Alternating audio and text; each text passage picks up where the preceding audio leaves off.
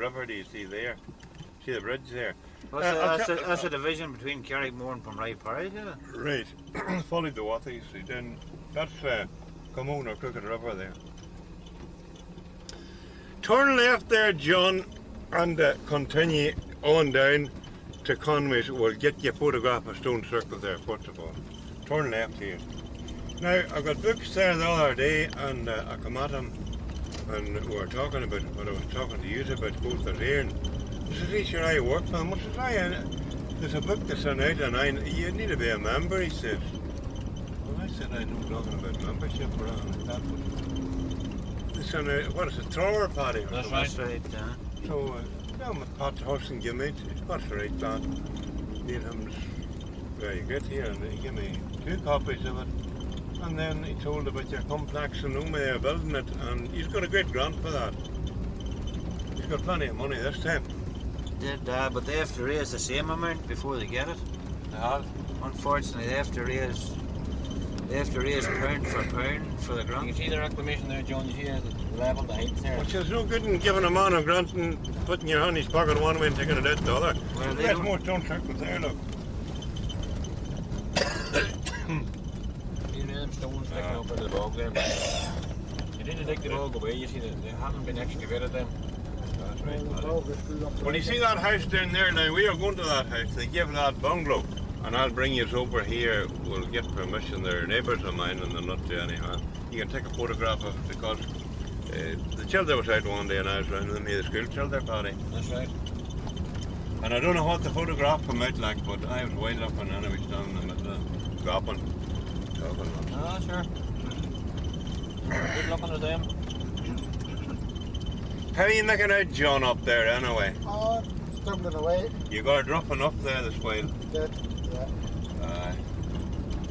There's a stone circle. You see that green portion in there? That is a wee summit that they had for labour in there in that bog. You see the pallets there? There are little green horses in the bog. See it there, see it well, there. that is where the ancients tilled that wee bit of ground, you know. It's unusual in the centre of a moss. Now you turn in left here. There's another height they're stripping. What are they stripping that there for, Colin? Well, I'll tell you what that was. John Kenneman at the bank there, and this bloke Rafferty happened to get that on, and poor Kenneman was pushed out. He just was going to do away with him, and he come in there and he started doze. But he found out at the end of the day he couldn't do that. The Kenneman owned the bank and it was illegal to do it in his own land. So they had a quit then. Just turn left, John, there. And who was the boy to come in? Peter Rafferty up there, Rafferty's only got John Andy's place, he was an nephew. And he got very greedy, like, you know. When these fellas get something, they get very greedy and nobody else there, live only them. I'll put a beggar on horseback.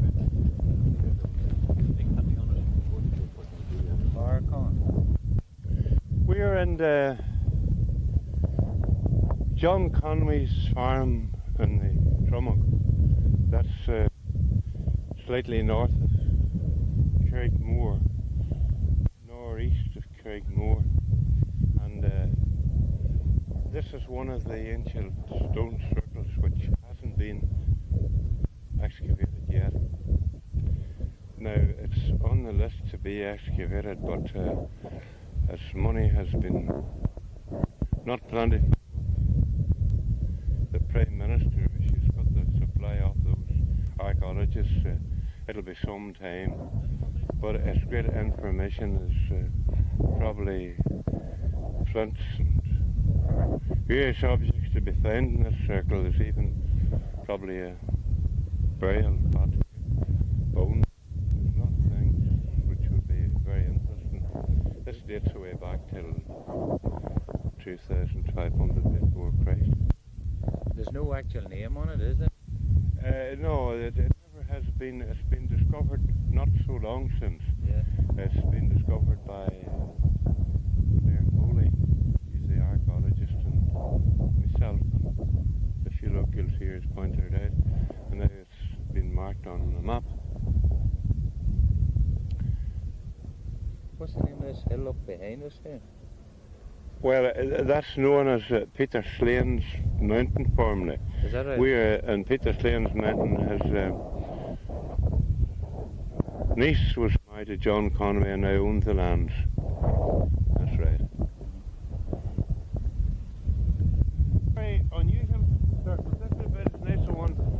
could get, you see, right here. I'm standing between where two circles meet, and it's a very unusual outline of. Very often where you didn't find them, you found more than one. Aye. They weren't existing in isolation.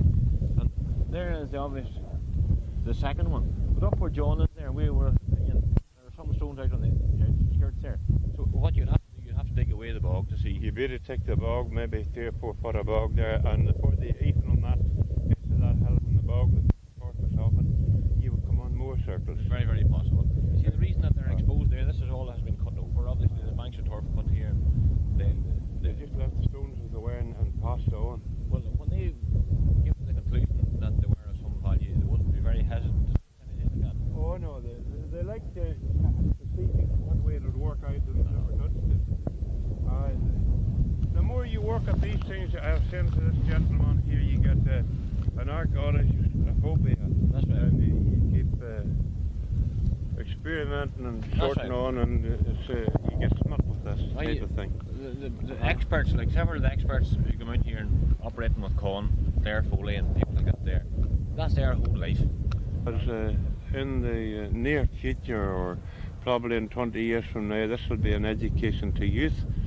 And there's a lot to be, when you go in deep into details, there's a lot to be found with those circles, a lot of knowledge to be found out. The Irish are, they're history conscious, but they also are superstitious people, and if they thought there was any connection here between graves and giants' graves and beds and things like that, they'd be very, very hesitant to touch them. Oh yes. Luckily enough, they have been like that because... Aye, well, that superstition has been handed down to us, and the fact says, I heard a clergyman preaching once, he said that if you hadn't a superstition, you wouldn't have much religion because you'd really believe in nothing. Right. And he says mostly the Irish had a superstition, they didn't touch the trees or circles. And then he says, they were conscientious the other way, that they were fairly decent Christians when they became Christians. The respect for the dead and the respect for burial. Well, those people that put those circles here, they were just the same as a graveyard to us. They respected their relatives, and they appreciated this, and this was all the little monuments they could afford to put up over them. So those bodies lies in those circles here, and they were mostly promenaded bodies, born in those bones, taking out their best friends and put here. And generally associated with the stone circles, you had standing stones. That standing stone now that John there beside usually was a marker. Generally behind the standing stone, They had a superstition that was a god that would guard the rest, guard the circles while... Also tell that they were Armstrongs from Rutland that come and settled there. Had a guard hard too. Armstrong. Aye. Tell the why was Armstrong, you see.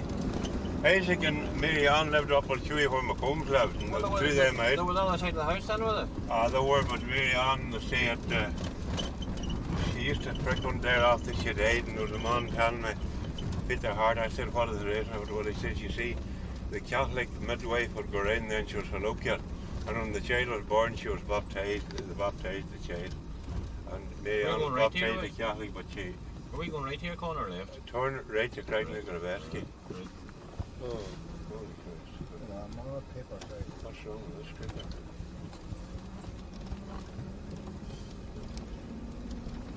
Good stock of this place, I don't know what is the other.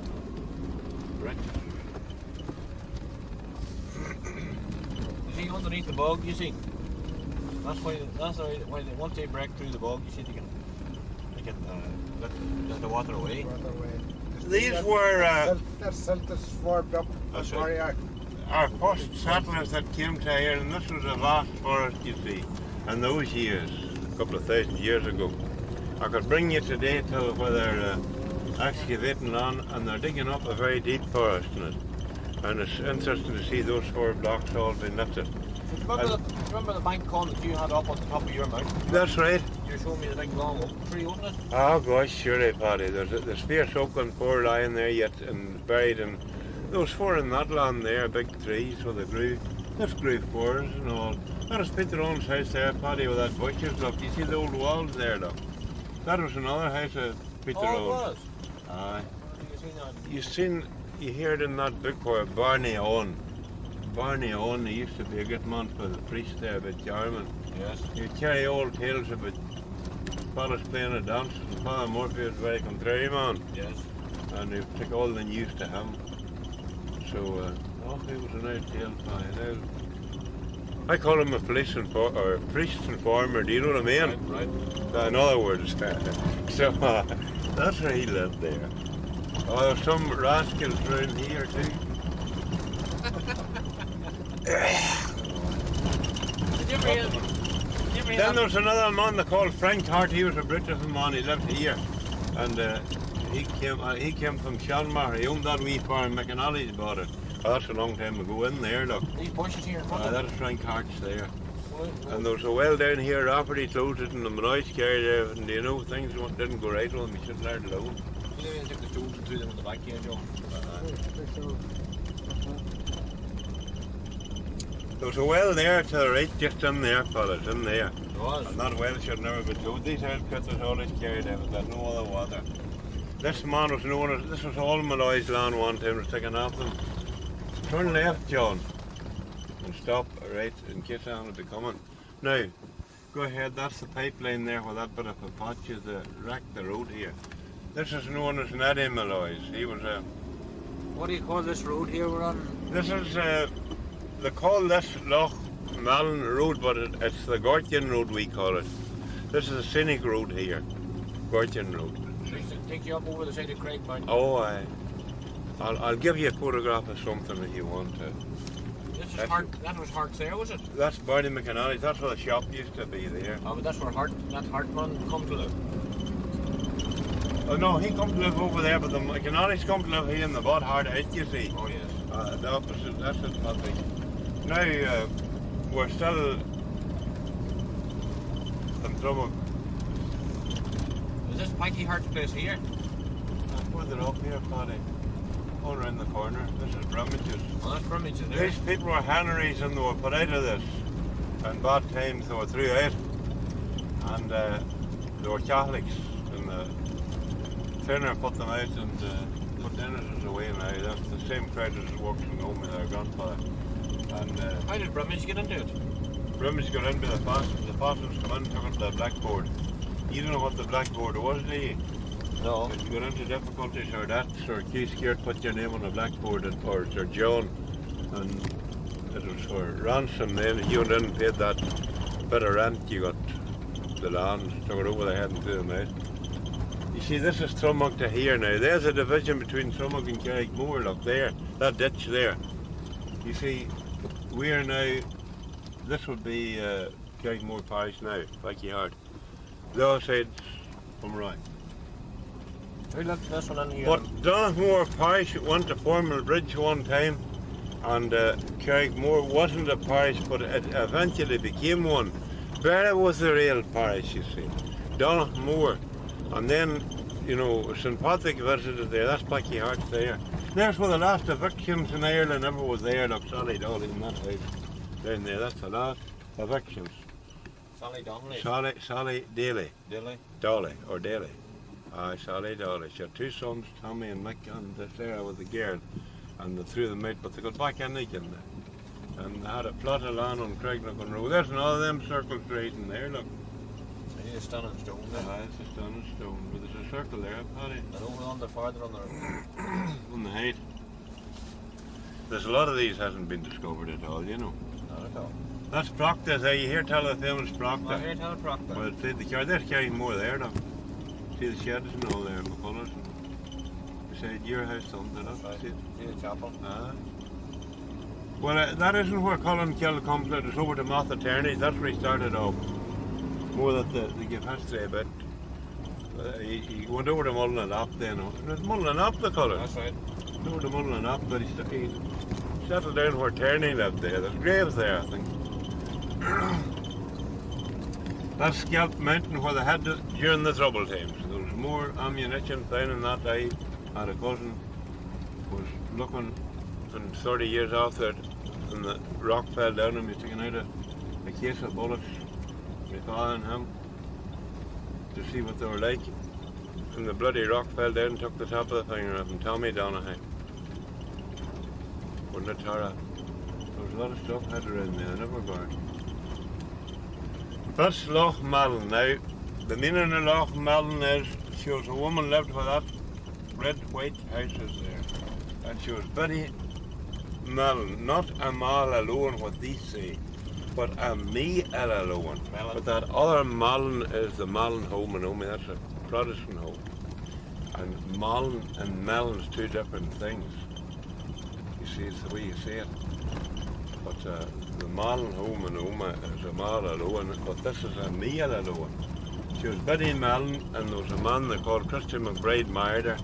And then it was known as Neely McBride, then her son was Neely. Yeah. And it was sold to Kieran McCartan. And now, you'd be better to go round if you want to get to this thing. Right round the road, Patrick. Well, you could dive in there, but there's a better lane round on the other side. Better lane the other way. Craignickel Road course. Now, look out for the one on the right here if you want a photograph of it. This was going to be dozed away. And they come on, and the fellow that was dozed this land stopped him a dozing it. Now you see it there, look. You see it in front of you then, you see that red bank there? Where the sheep is? Yes.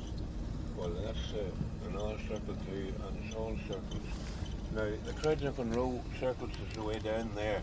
The fellow that was there in that house was an American general. He was General James Murray, but they know of that.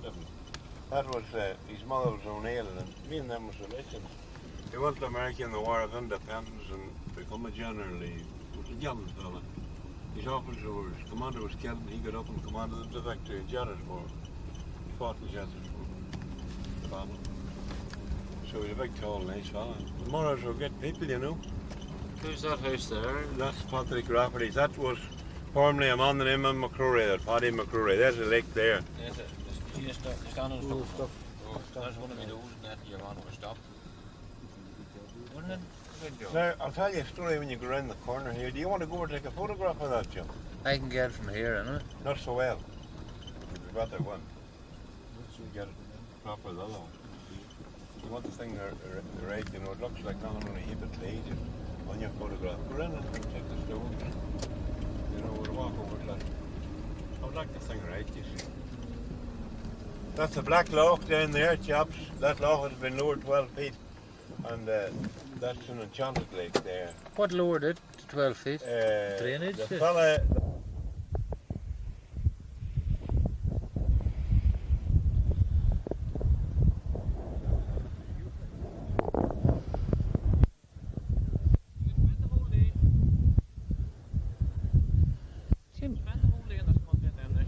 Seems to have been a very heavily populated.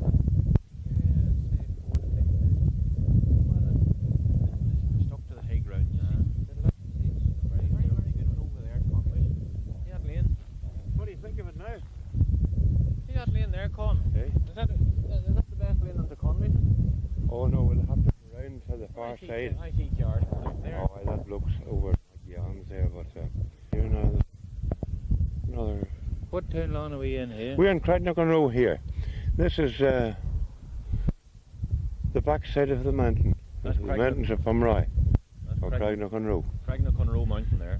And those stones dates away back till about 3,000 before Christ, roughly. If somebody has tampered with one of the stones, they've took away a sample of it here. You go and see where they hit it with a hammer and took a piece away for to get a test of the type of the granites in it. And they're an unusual type of granite though. They're not just the average stone that's around here wherever they came from. No, they're not native.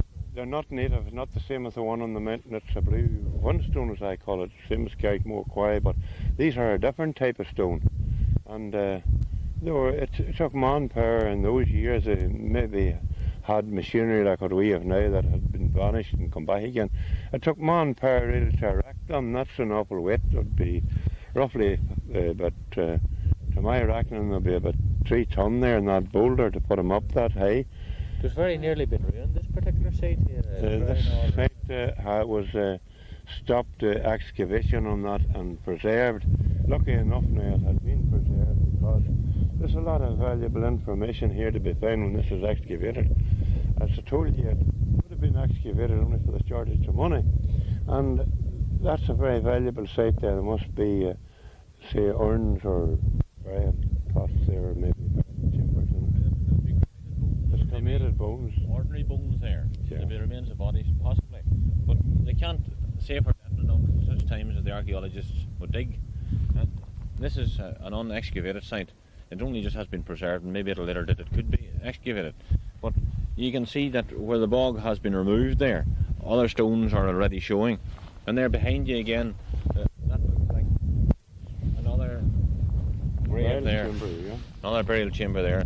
So until such times as the archaeologists would dig the whole thing, it'd be very difficult to say what exactly it is. And even then, a lot of it would be guesswork on their part because they can't tell you for definite.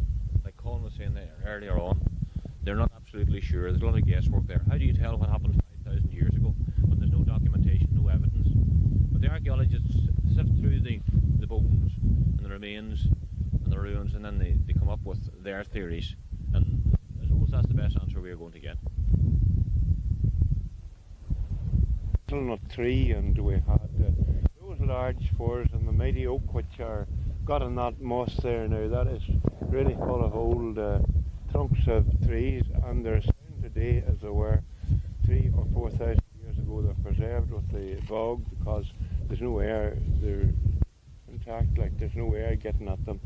And they're a beautiful tree that could be lifted and put into use even yet they're so sound. But getting away from the point, it had been a vast scrublands or forest.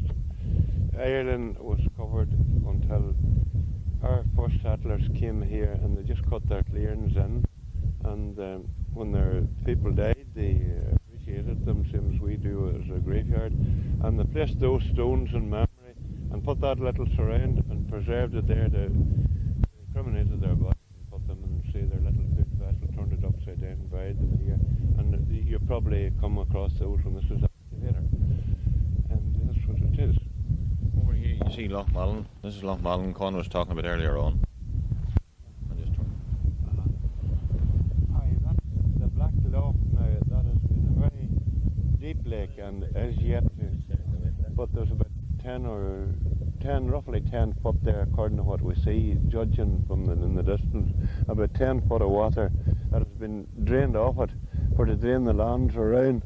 And you can see in those drains the trees, the 4 trees, the remains of them sticking up there. And on the far side of the lake you can see the 4 blocks all along where it grew a forest. You see that, do you? Yes. The white pieces sticking up. The white pieces sticking up is the trunks of trees. So apparently, as far as we can understand, with those boulders, those mighty boulders have been lifted, there's a theory that our great ancestors were as far advanced and further. They had flying ships, they had mighty excavators, they had everything we have today, even more.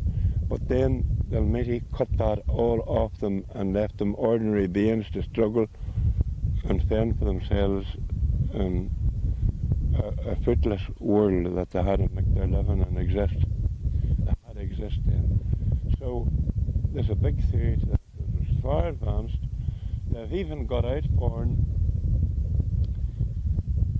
a battery type of machine that has been come on in a hill that it communicated years ago, same as they do now, an electronic type of thing. And they've got that and it's preserved it out in Africa. So we're in a dark world.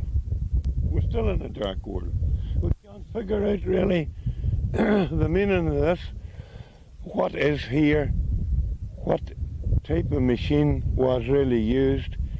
We're still groping in a dark world. Well, we're put in a dark world and we'll leave a dark world.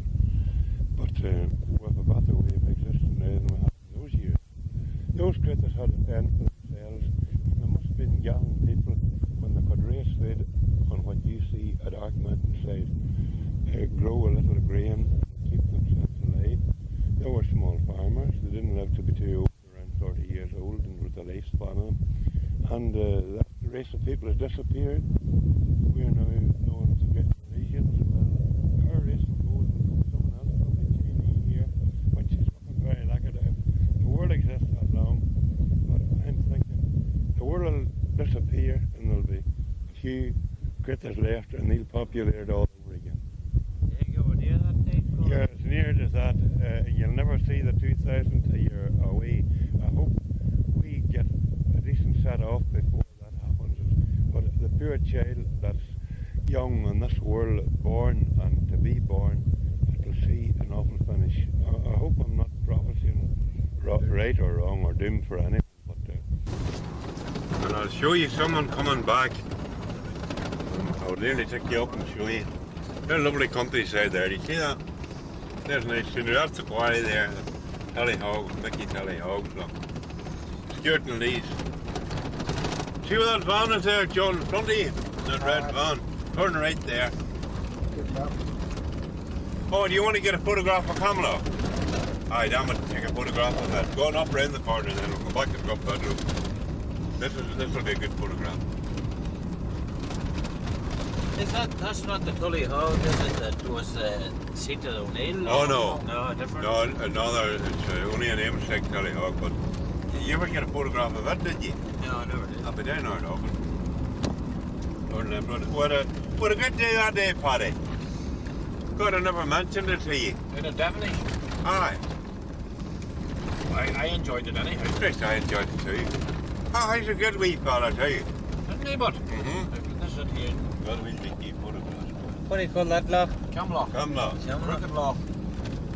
Or is it the Quiet Lock? Calm means crooked, you see. Crooked. Calm, aye, that's right. Calm out. Calm Owen, Crooked River. Crooked, right. Crooked law. You could really turn there, John. But There, John. Right there. This fella get a photograph of that up the valley. There you are.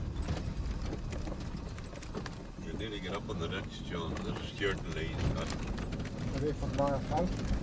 This is Lee's, aye, Marfell. Stuart's left. Oh, let us give away that land. There's the Gate Lodge. This belonged to the Dares or Bowies. And this should be swans in this lake. There you are now. Well, that's Stop the there, swan. John. Hold it. Right. just go back a bit there, John, to get a look at these swans. You see them there, Eamon? Can you... There should be 5 swans in this. There you are now. Can you get it? Aye, look. You see them there in the one corner, There's look. 2 big ones and under. With one car, See on quite a wee ones. See the wee ones on there? Can you get that in the camera, Eamon, can you? You can. Will I clean that one day for you? You alright? You can let the one you're doing, maybe, can you? Pull it back, just open it up. Could I pull the one day back? Pull the door back, just pull the whole door back. The bloody things, right. Actually, that's a good view. What are you talking about? That's something, right?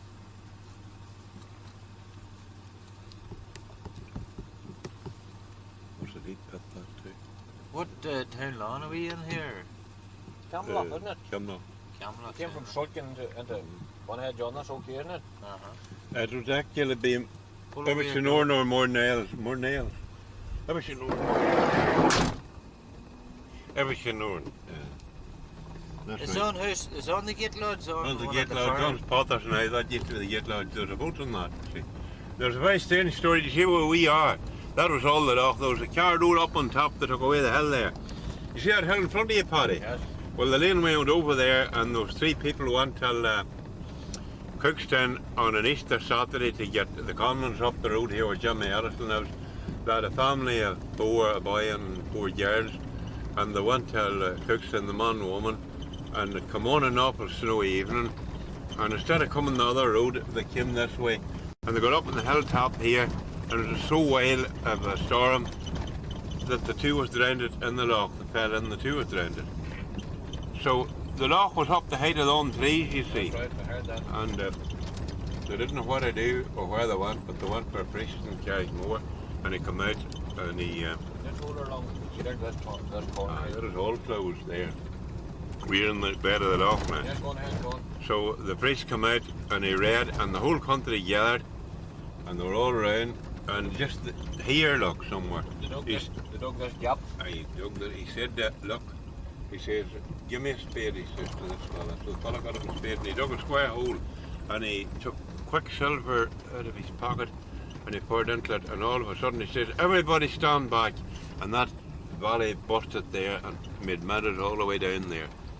We turned left here. Turn to that bread van there. At the bread van, John. No, they should not be allowed to live the countryside like that, mate. No, nothing around up the state. We have to get past that one. So, every Easter Sunday there'll come bands and there'll be sport here, and that's the coming up here. It's all done away with. That's very nice, fellas. Yeah, but like these are quarries, and these boys should be made to be back to where they got it. They're in the country They take the money side. out of it. There's nothing nice over there now. Yeah. Attack them there. And they were very wide, weren't they, Oh Carl? God, they were 6 foot, Paddy. A regular 6 foot. John, up round the corner here now. There's a fella drowned over there in that lake. He went over and drowned himself. Then saying 3 of the 1 race of people drowned themselves. Not an odd thing. All within a very short time of Are it. we still in Camlock or are we into a different Here in Camlock? Clydenock Road now. We'll turn left just there. John, if you could only get pulled in main the corner for it's very serious. God, you could go down that lane, boy. You could have driven down the lane. It's the right. Oh, you can't yeah. know they can drive into the house. Oh, There's a family living in the house, isn't there, John? no, nobody now, Paddy. They Oh, no way. left and God, soon there's as come some- round the new houses, they left Oh, it. God's sake. Ah, I suppose if you're living out here too, you get tired of it. ah, God, no one to school, Paddy, like you know, it's sad. Red-haired people. Red-haired dames, they're all red Ailies. There's red, there's Ah, oh, Christ, it's in red hair. mad red. Like. Oh, mad red, right, and damn nice folk they are. They had lovely colour that morning, blooming colour. The purple colour, boy. There's stones now, look. See? Up there, Paddy, there's where the schoolhouse was, do you see? That fella McDonald teached up there, look. That's right. That old school teacher. And panel days, you weren't supposed to be. Teaching us all at the time. Christ, you would be executed for that. Or you had to come under some ransom of Britain, you see, and leave. A lot of them wouldn't do that. Hey! So what difference is the day on them? No. They were there to come back, Paddy. It'll do for all the rents will be up, I know, down the hill gate.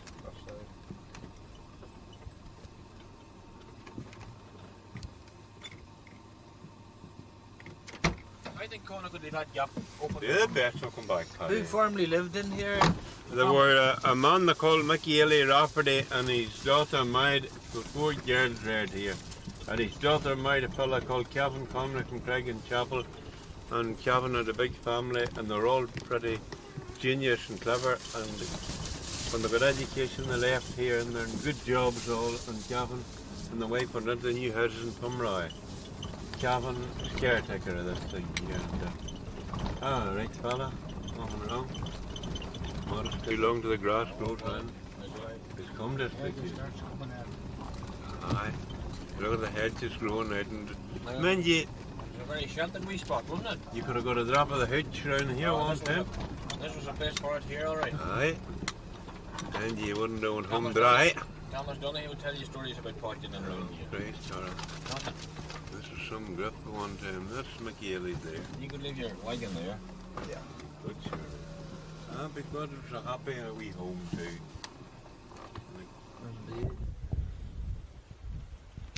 Well, this is a good example of a typical Northern Irish chamber grave. It dates from Neolithic times. Over 300 comparable graves are known, gathered over the northern half of the country. Well, closely related tombs are also found in southwest Scotland and the Isle of Man. It is sited in a countryside of long ridges of sand and gravel, known as eskers, left by the retreating glacier of the Ice Age. At an altitude of just over 200 metres. The surrounding cairn is approximately rectangular in plan, about 30 metres long and roughly about 15 metres wide. And it's composed of rather large boulders, now presenting a ragged outer edge. Any curb stones have presumably rolled or been moved downhill. The 2 segments burial galleries opens onto a forecourt at the E end. At the side stones, which now stands to heights of 0.53 to 1.47 metres above the present level of the gallery floor. Those of the inner segments are noticeably lower than those of the outer. You can see that by looking at them here when you walk around.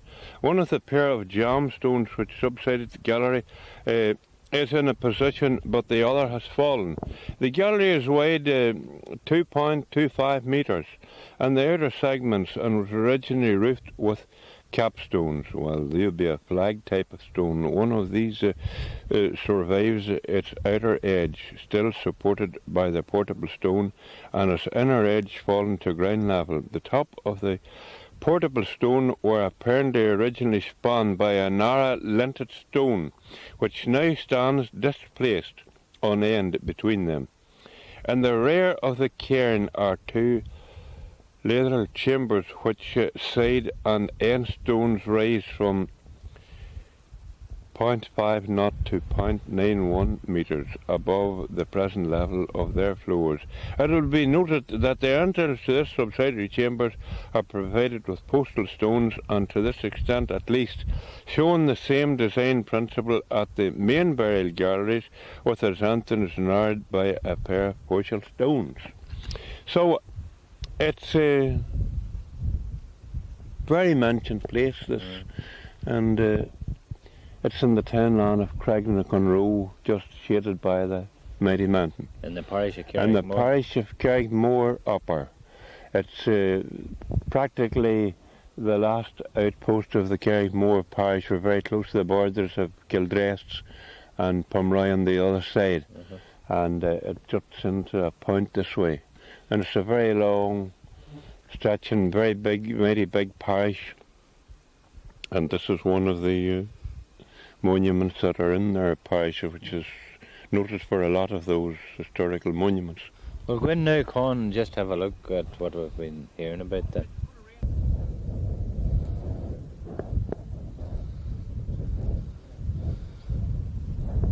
This is the court cairn here that Con had been telling us about there on our way in.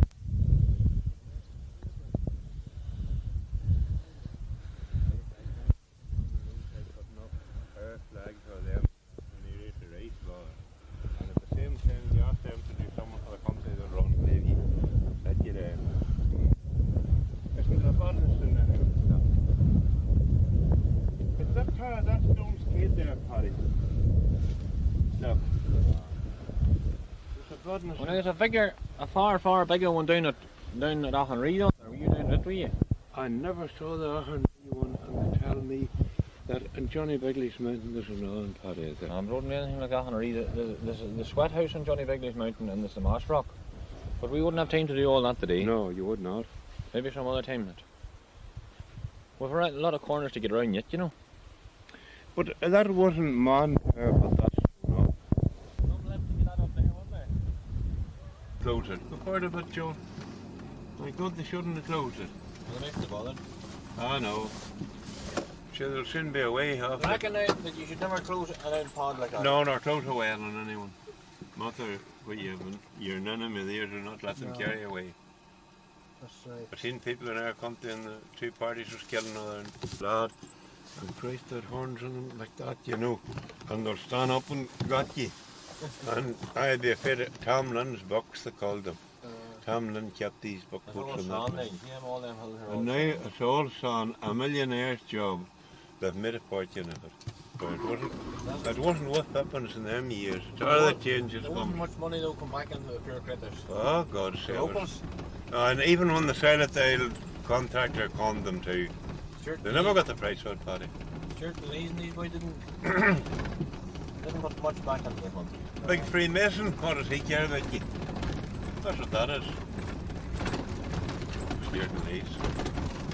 There's a great show of hair at the minute. Hey, you want up? Here, Paddy McElhone and shut up that road. No, Paddy shut I up own that it, just over the road there. That's right. This way over the wee This minute. lad knew without one evening down to him, one morning down to himself here in Goldstones. And up that wee lane there looking through himself to the lower. What, this fella there? Aye, that's for Jimmy Allison. Jimmy's a contract. Up there with them cattle, two kettles is up around there. Yes. That's around Mickey Mullen I used to come with a yarn to yard spun with him. He could spin, and Lord, he could spin some great yarn. And if you wanted a historian, these, well, we're going down this first house on the left now, Rafferty's. Mickey Rafferty's son lives here. You mean the builder. Yes. son, he lives here. But there was Speed Queens owned this in Barney Sailors. That was a loch we're driving through there now, John. Was it? There, that was a loch. It fell in, was it? Drained away. The road was made through it. But they could tell you anything for centuries back, these Queens. There was no one right. I know they were good historians. Them old people, you could get great information off them. They educated the world like around them, but unfortunately a lot of younger people would scorn you there and neglect this thing. Folklore and all that sort of thing. There's another house over there with it. That was Barney Frank Thomas, where he was Rafferty too. And Mickey Frank Thomas. You know Packy Rafferty? You know you know Martin that is he had a barn in Cookstown. Them lads' father was right there. Was? Aye. Or their mother, Maggie Frank Thomas. And they have a barn. Now they bought Captain Kilpatrick's paper shop there, my friends. And doing well, them shops. Well, they weren't right there, they were out in Cookstown. Oh God, they were here down. You see that red house in John's Black Mix or Barney the Devil there? Yes. That's where the Barney the Devil was there. Oh, yes. Did you have a boarding house in Carrickmore? That's right. If you go, this is like you. These boys is one thing who we are, you see. Hello, John. How are you? You right there? Who's that, man? Did you ever think on that house was sinking a wee bit? There. That's the stone house. That's building it off by. That house, I must have shot to 20 tenants before they repaired it.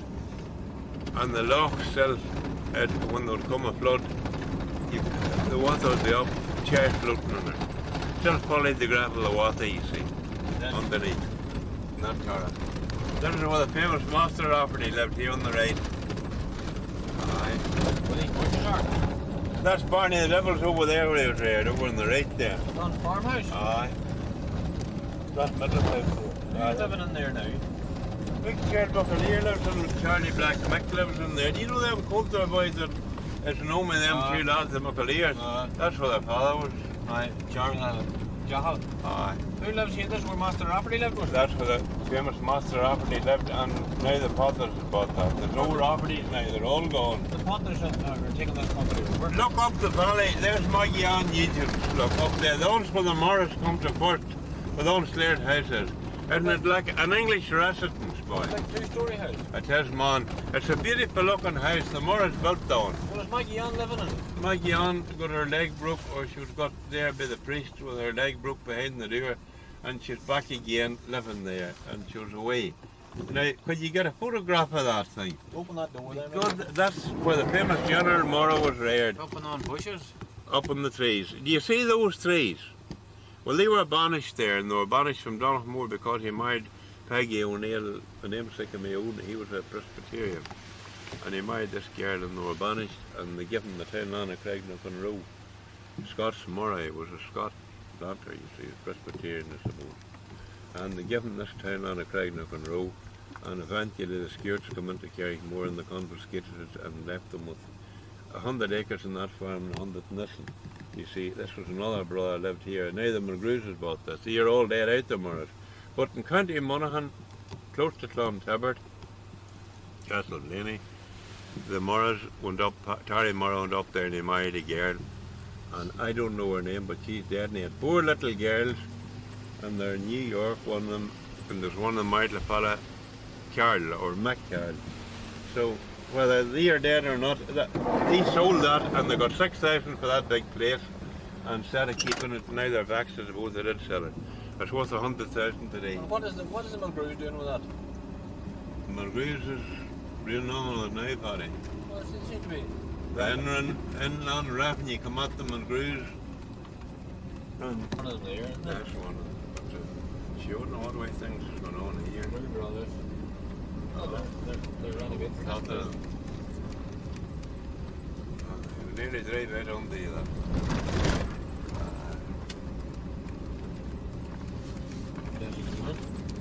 That boy's going to take off stage or something, is he? That's not McGrew. No, but Leslie Keenan was driving the car and one of the McGrews was with him.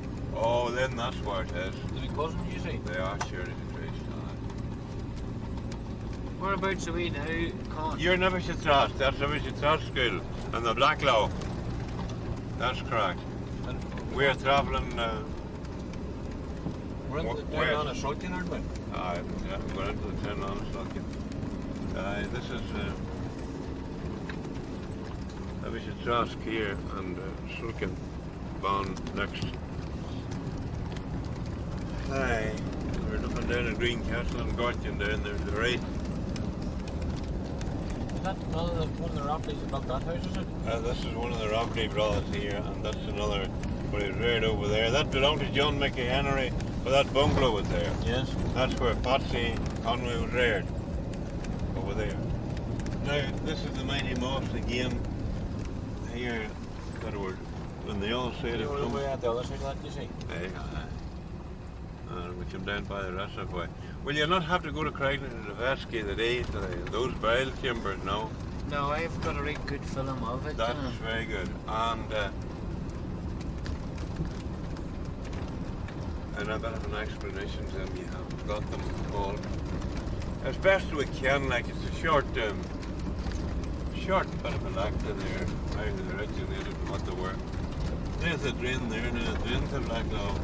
Do you want to go on down to Carrickmore with this, Con, or do you Oh want God, no, Paddy. You'll drop me off because I have to go to Donamore now to dig up a load of stuff. You see there, I get some timber there that's surplus, you know. Right. I arranged on that I would get the timber. And Right. it's useful to me, Paddy.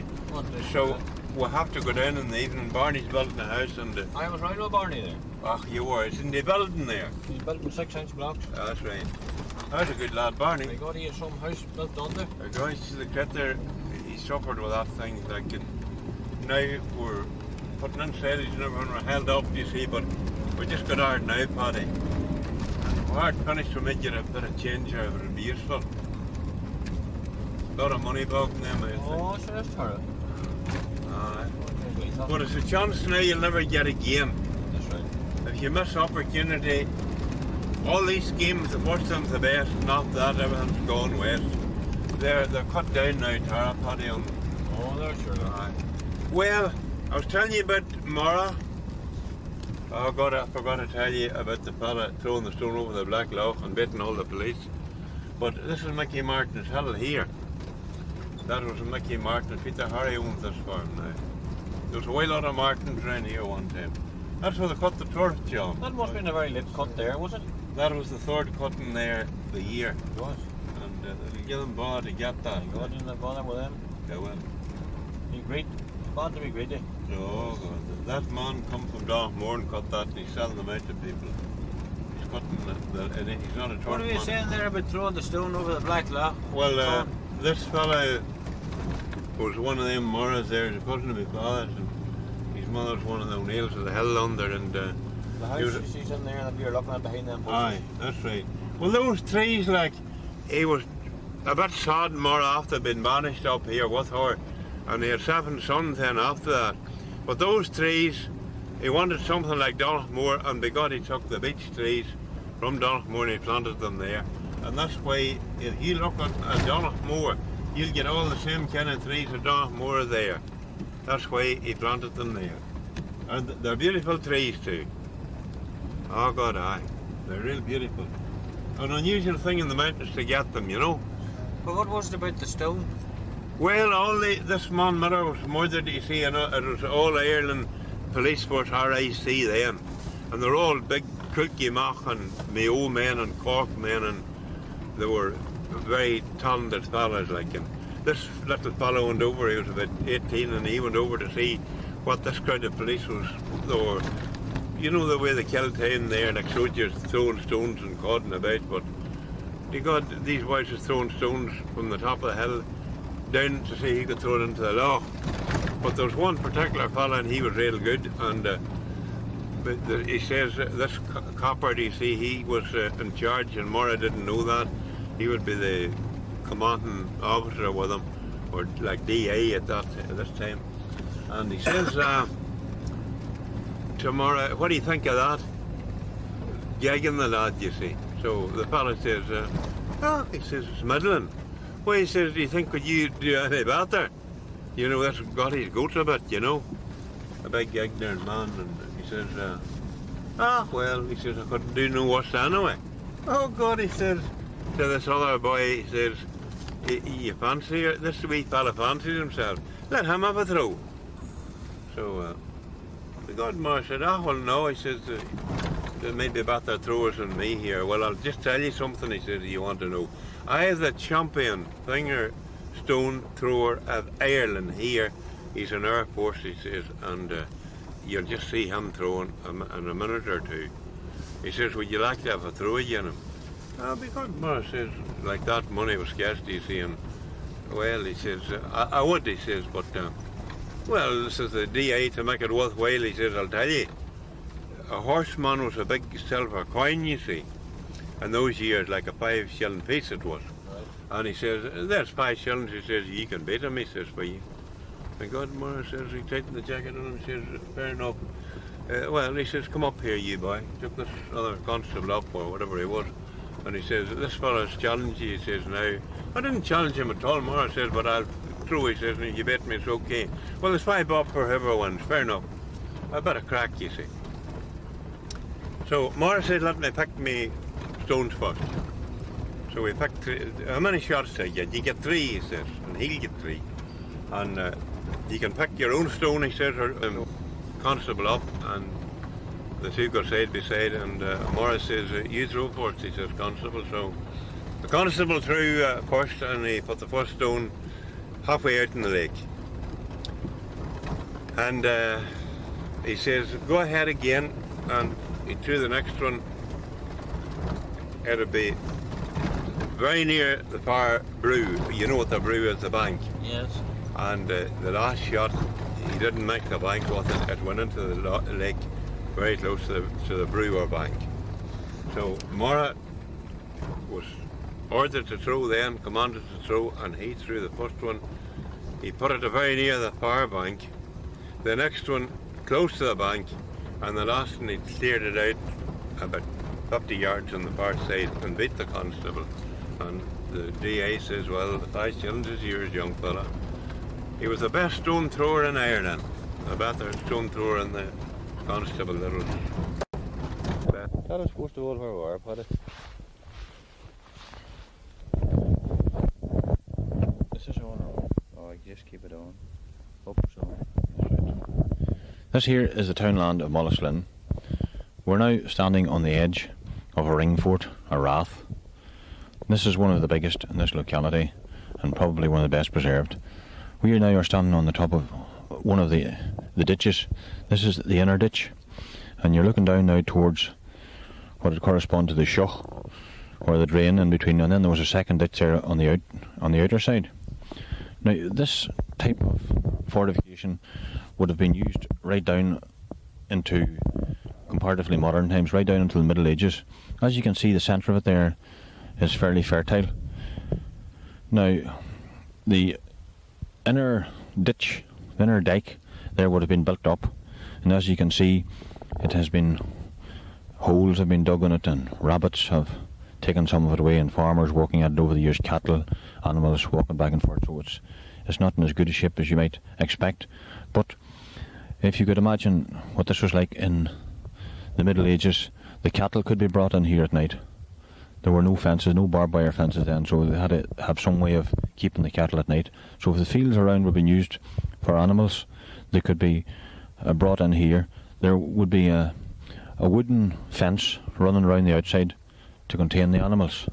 Also, there would be living quarters in here for the important family, maybe 2 or 3 families in the clan, and their huts, wooden houses, clay and wattle houses would be inside this area as well. And it wasn't as if it was something that would be under attack. You might think initially that it was some kind of a castle or a fort for defence purposes, but really it was to contain the cattle inside, so we are told.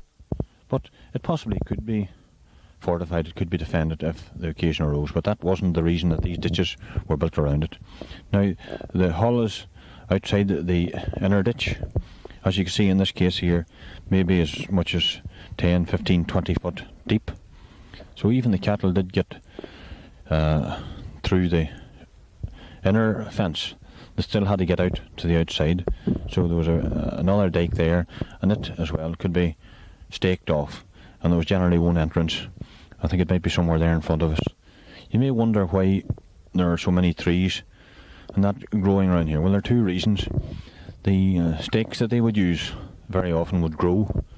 The ditch itself was generally of clay, soil that had been dug up, so it was fairly fertile. So you'll see as we come in there, the path that we came in, you'll see that the ditch or the dike on either side of it was covered with hedges. Those hedges very often grow. There's a variety of shrubs, plants growing here. You can see there in front of you, you can see the broom with the pods on it. You can see the whins, the thorn, of course. I think there's an apple or a plum tree over there. But with the cattle and all in this area, and the soil had been dug up, the ground would be reasonably fertile, so it was inevitable that these trees, that these plants would grow. If you look over there, you can see the rowan, the mountain ash. There are several examples of them in this particular place as well. Reasonably well preserved. People tell me that there were a series of these all across the country, and generally one would be viewable from the other. The old people called them fourths. The earliest word for it, I think, was liss, and you get that word liss occurring in lots of Irish place names. Lismallard, Lisnelly, lots of places like that there. But this is one of the best preserved. We are very fortunate that it is in as good a condition as it is. A lot of them actually have been removed because the ditches, being clay, are very easily removed and have been into farmland. But this one here is in good condition, and we hope that it can be maintained even at this level.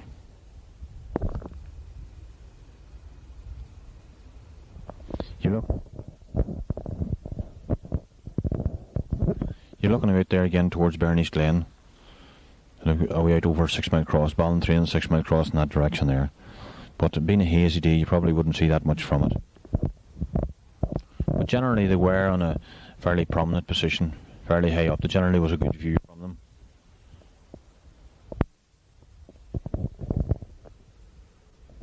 The light.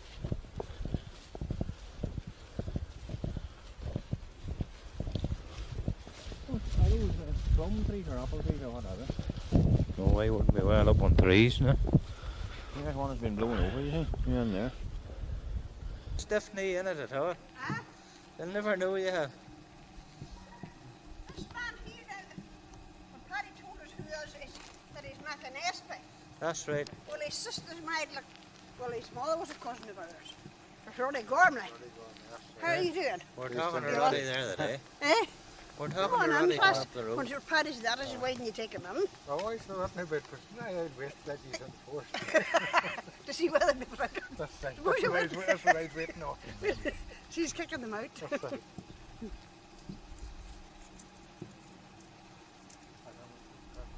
Eh?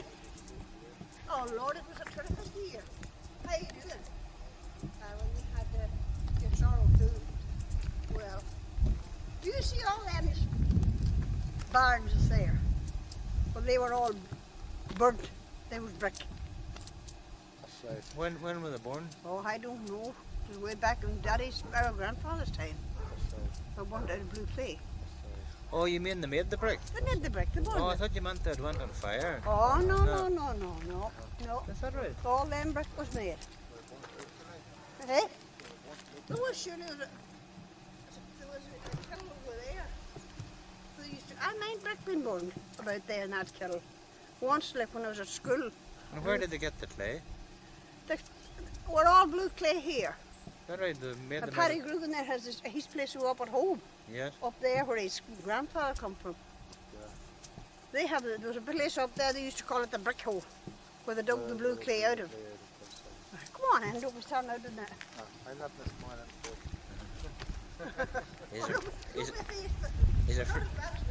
He's afraid of me in this camera.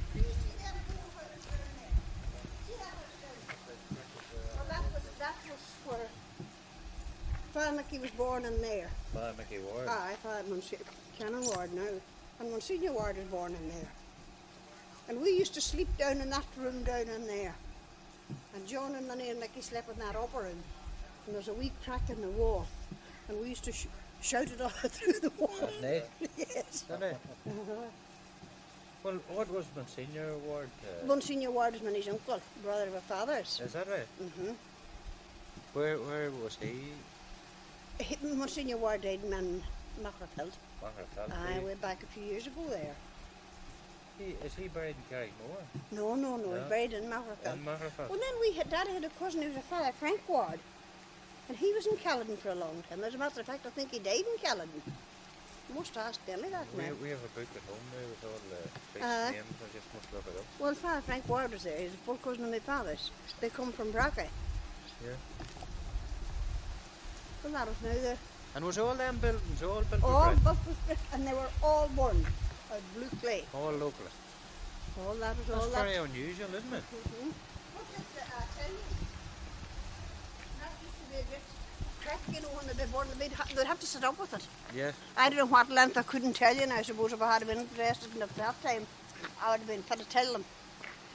The length it took them to burn the brick in the fire, but they'd have to sit up with it and keep the same heat. Well, your memories of it, what did it kill? What was it fired with? Torf, was it? Turf, surely. Torf, a good heat of torf there. I don't know what way they did that. It was I mind a man over there, he was from Strip. He was Kern, and he was terrific at it. He was the man that built the... But the kills. Fixed the kills, whatever way they done it. Well, I mind him burning down the road there. I killed a brick. It's not, there wouldn't be many parts of the country where all right how they build with brick, do there? No. Mostly done with stone. That stone there. There used to be a shed there. And many of the time we, Nellie and me, would look at that. God rest Jimmy Huey was here. They renovated Minnie's house there, and he used to say that to us. Don't, under any headline, he would say, don't ever take that wall away if you wouldn't get a wall. How they got them fixed in. And I mean, in those days, there was no such thing as cement or anything like that. No, all done with lime It was mortar. lime and sand, I suppose. That's right. The way they got them all fitted in and weavings. Well, this was wards. Was both these houses wards? Oh, and that house down there was wards. That was wards. These two, and the house across the burn there, that was wards. That's what he meant because this was known as Ward Street. Wards Town. Wards Town. That's right. This was Wards Street here. And what town lawn are we in here? You're in Mullisland, but this is Mullisland. Coolity. We still keep up the Coolity out. We never let that go. Any letters or anything, we would always put Coolity on it. We don't How want do, that. how, do, how do you spell that? C-U-L-A-T-Y. But I think the right way to start is C-U-L-A-G-H-T-Y. Yeah, Coolity. I think that was the way it was. But we still keep it on it. We don't want to let our identification go. you're quite right. Uh-huh. I know. That used to be a row of thatched houses. Right down there. It's in Quality, the town land in Mullisland. We're talking to Nellie and T.C. Ward, Ward sisters.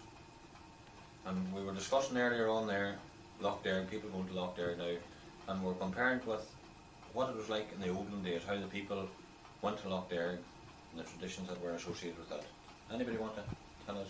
There's a woman lived over there. She was, what do they call her, Nellie? She was Jane Donnelly. Jane Donnelly. I tell you, she was married to a man, the name of McCann from Mullisland, up there. Yes. And she used to walk across the mountains. She lived in a wee hut over the road there.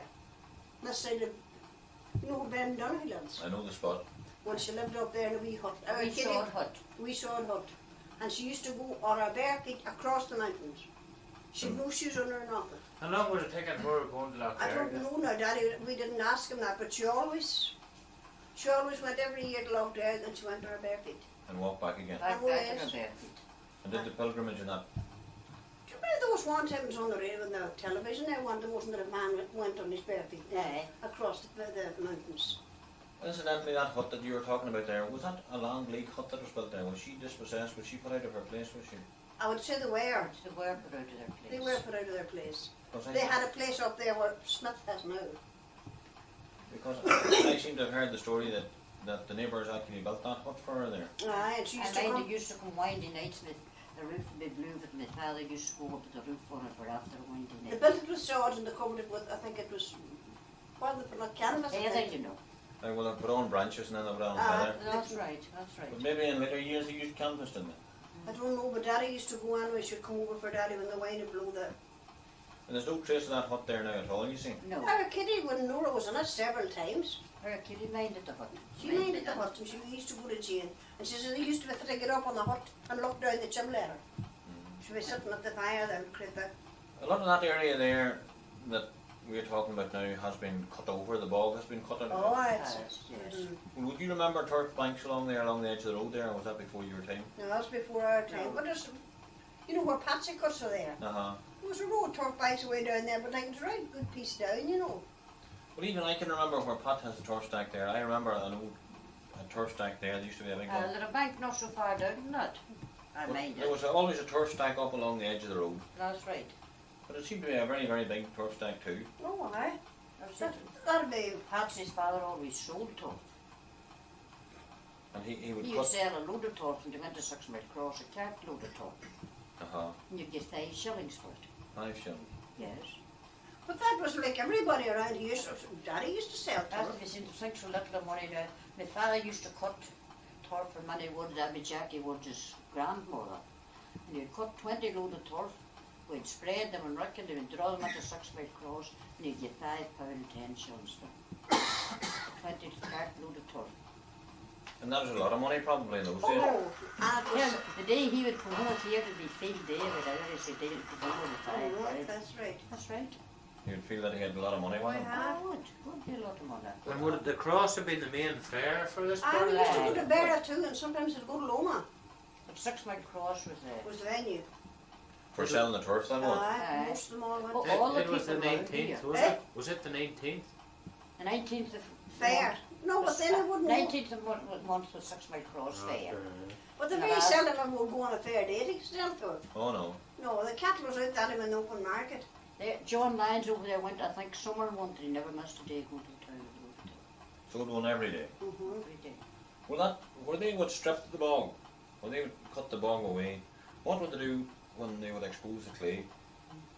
But they didn't do anything with it. Or sometimes they would, you know. They would make new land with that. They wouldn't would, aye, sometimes, not often. But like those fields of pots there on the head of the hill over there, sure, I mean, You see, they called it New Land. You see, they have 3 fields. That was cut away, Paul. what? Because they always called it the New Land. Right. It was made out of bog. Well, how would they do that now? How would they convert it back into? Well, I think they had to dig it. See, They dug they it put it first into and the clay. ridges, you know, and put The spuds bog on was it. all cut away and it come down to the clay. Right. I mind down our lower bog, when the bank was cutting out, you just come to the clay. I know, but if you left the clay like that there, it wouldn't. You couldn't grow grass, and you had to do something Well, with you it. turned the parent over onto it every time Aye. you... But they would do that and they would make ridges whenever they would be. That was the first thing they done, like when they started to cultivate it. Right. They were putting the spuds into ridges, you know. Right. And you And that was the beginning of it. put farmyard manure and that Aye, on it. that's what they would do. And put the spuds on the ridges. Uh-huh. You know, our ridge would be about the size of that mat of ours there. Right. And they'd put the spuds in that. There'd be four row spuds in it. Right. And then when the spuds would be dug off it, they would have. They would dig it down again. Then And they'll probably put spuds in it the next year again, as far as I can mind. and then after that, what would happen? Would they Well, then they'll start and go out and just put corn or whatever. sow it out in grass, maybe or grass seed? Yes, on. Same as it would the rest of their land. Well, the turf that they would cut say in this area, was that the main cash crop? It was the main cash crop. And so some of them would, most of them around here said to drop milk to Bracky Crimley. And they get money for that as well? Well, you would at the end of the month, you get that. Grassy was a thing they got money for. Yeah. Grassy was a good thing to make it. And this land out round here was terrific. That Coburn that come from, where was he You from? come there, you Cambridge. And he said that the grass that he got from round here was the best grass he got in all his deals. There's This very, is heavy land. yes, The grass was always good. Not always made them a good bit of money. right. And then they see there was flax. But not like, well, bigger farm, but they'd only put in a small amount, you know, but still it made them ready money. They would get money for the flax as well. Oh, Yes. They reckon that flax was very sore on the ground. oh, that's what it was. Aye. That's right. Flax was very, very sore on the ground. It took a lot out of it. You were saying there earlier on, Damon, that this house and the house beside it here, that these were all thatched. Now Yeah, that was all long thatched. row of thatched houses. Well, what did you thatch with? The thatch Straw. with straw. Straw from the corn, or Yeah, then there was thatch. Mostly, I think that whenever they would have thatched, they would flail it with the flail, you know, thrash it with the flail. right, And then that kept it straight, you see. right. My father was a terrific thatcher. So they used the corn straw for thatching. They did. Aye. Not the corn on it now. No, They no, would no. they would take the corn off it. See, it wasn't like thrashed with the thrasher. They thrashed with the flail and that didn't put the straw in the ship. Right. We kept it. It was Ship easier it managed. well and tied up in wee bunches. Well, do you ever remember anybody putting a crop specifically for thatching? No, it was just ordinary corn. The ordinary straw. Ordinary straw. They didn't value the straw that much for feeding, did they? They didn't know. Mostly it was hay that time. Uh-huh. And I tell you, they would have done turnips. And they went to the mill lane with the corn, and there was what they called grind down, they called it. We used to call it steering. Uh-huh. The corn would just be grind down the middle. You Right. get a certain amount of the corn per meal. Right, That was what you got for your supper was oat porridge. right. Oh, I mean that, getting oat porridge for my supper and for before you went out to school in the morning.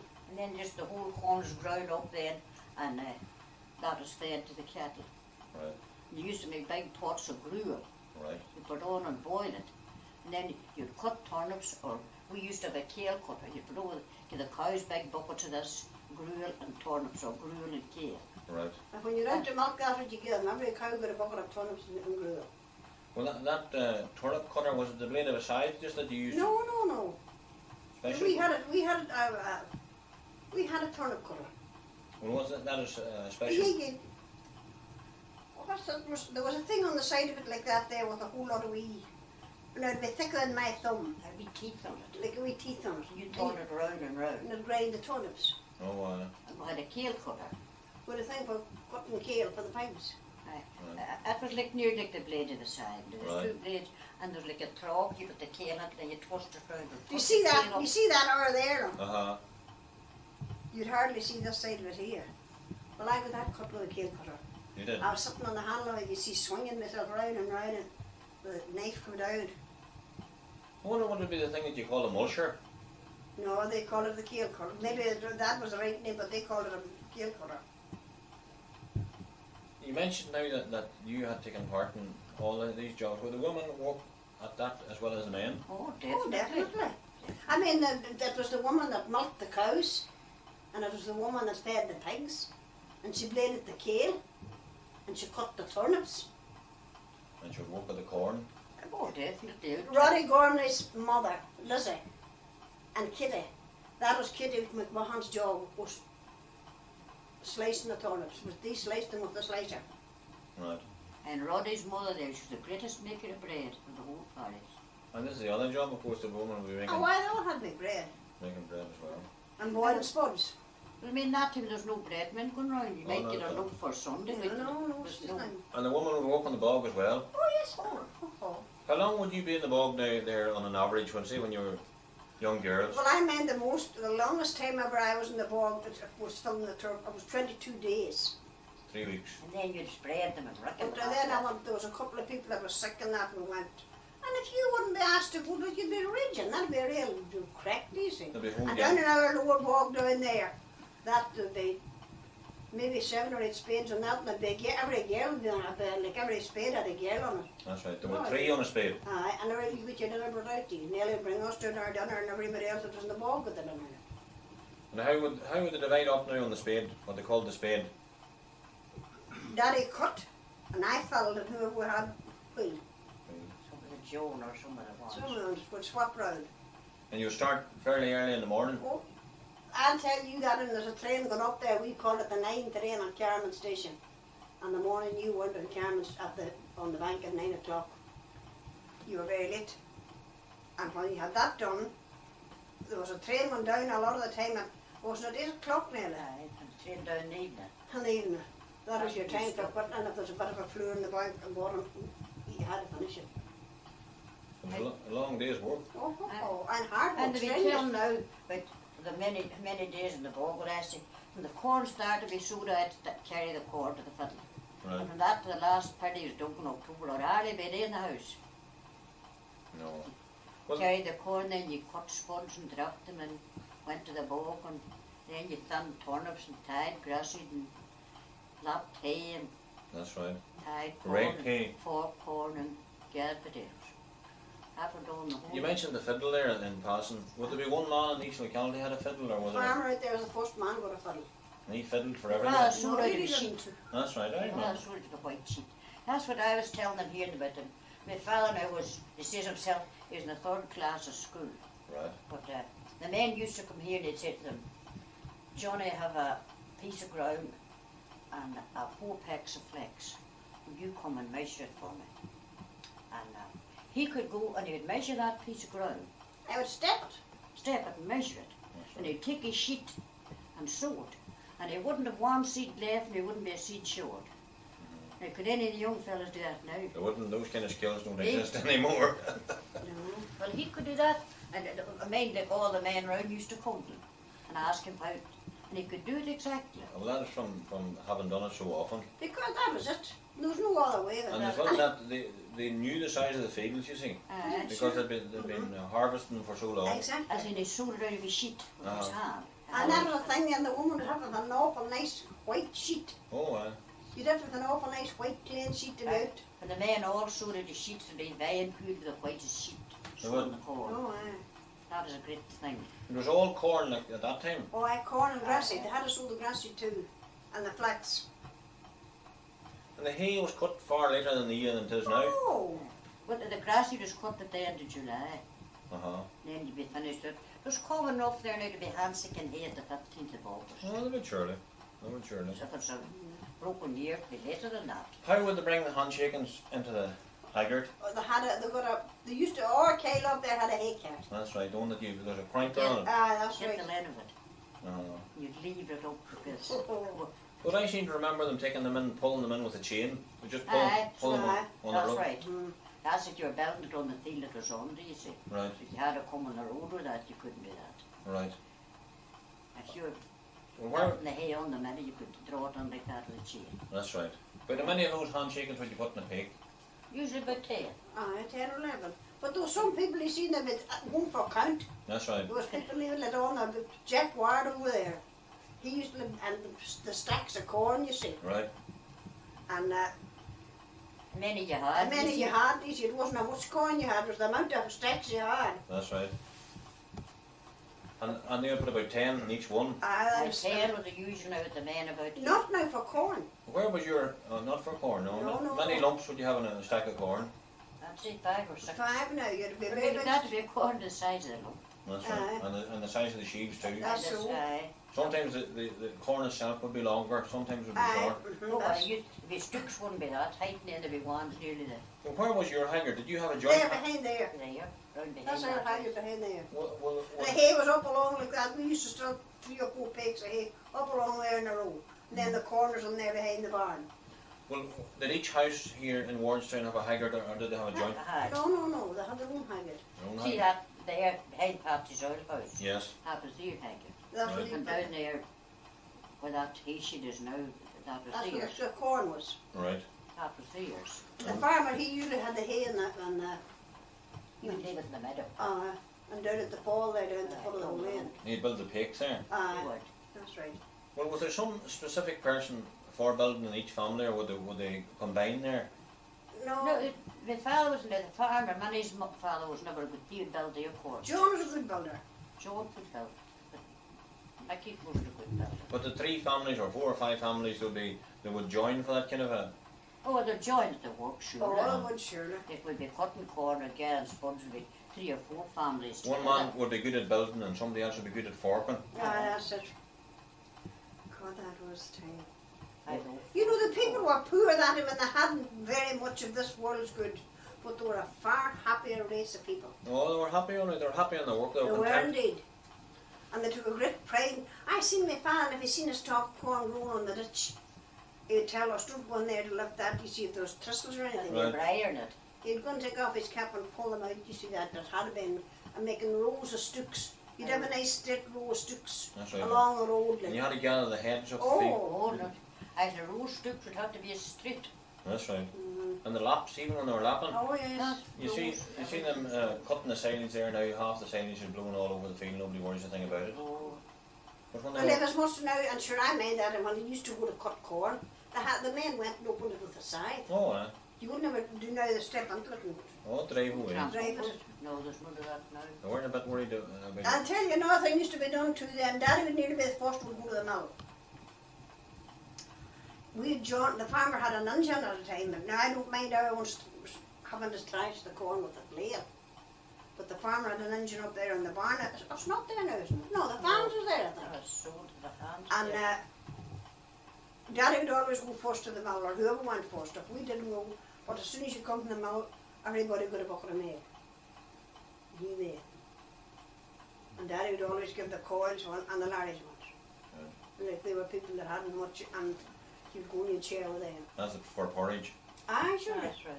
Lord, that smell of that porridge, but I can mind it. Uh-huh. You would think there's never come better together at it. There would never been much corn in your day.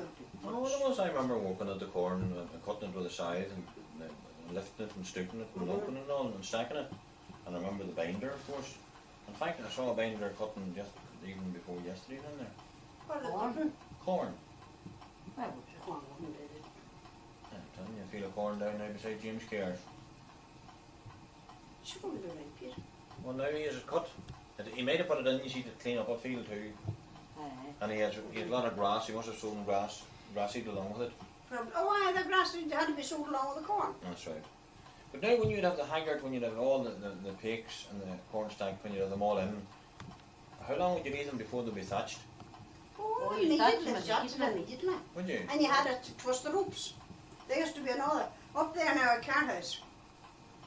That's where they sat there and they would go with the straw, the nice long straw, you see, the easier straw.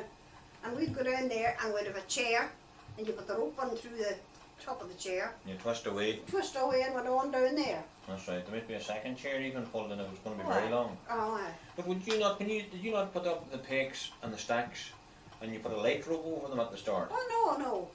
Whenever you put on the pegs and they were, you roped them right round like that. And then they put cross ropes on them. And then when they would sink down a little, them ropes was tightened and they put another cross rope on them. But I thought they didn't thatch them immediately. Oh, they But if the weather was looking to be wet, if it was like Oh, real good weather, wouldn't be in a hurry. But if the weather was wet, they would.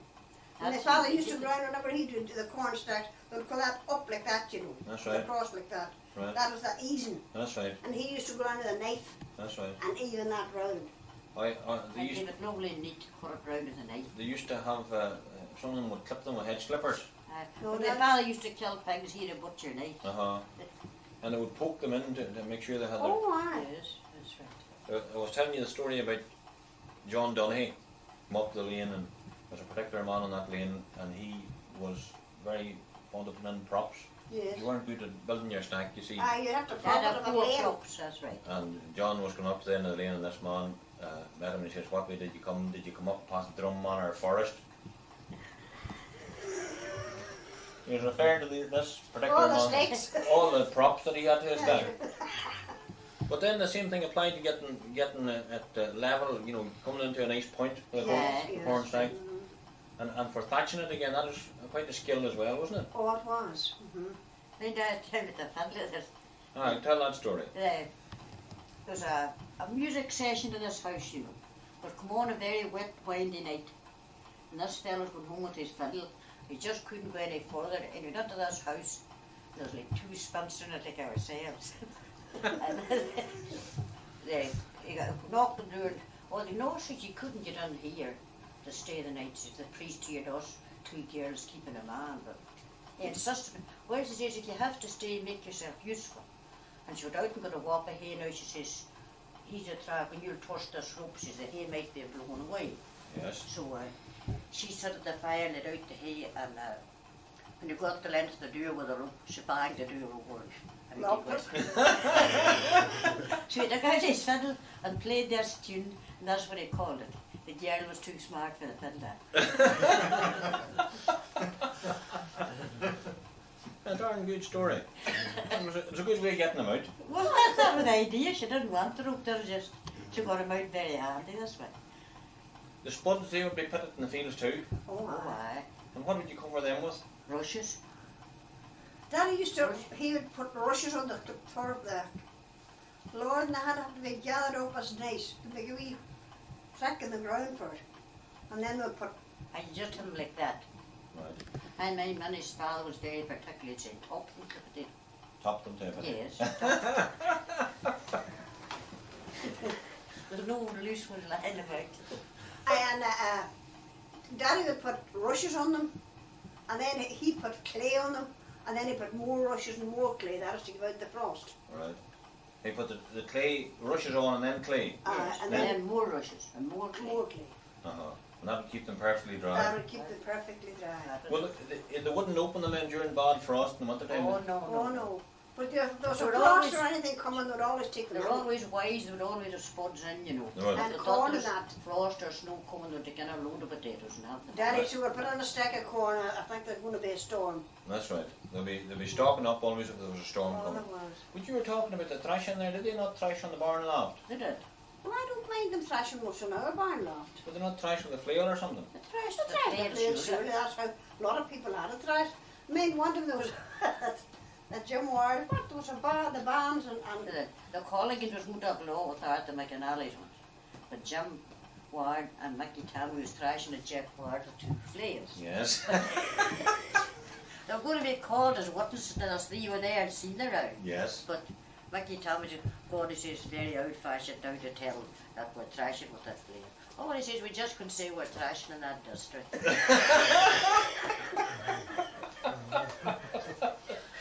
I'm going to be caught like this. you're not cold down there. You know? Right, all right.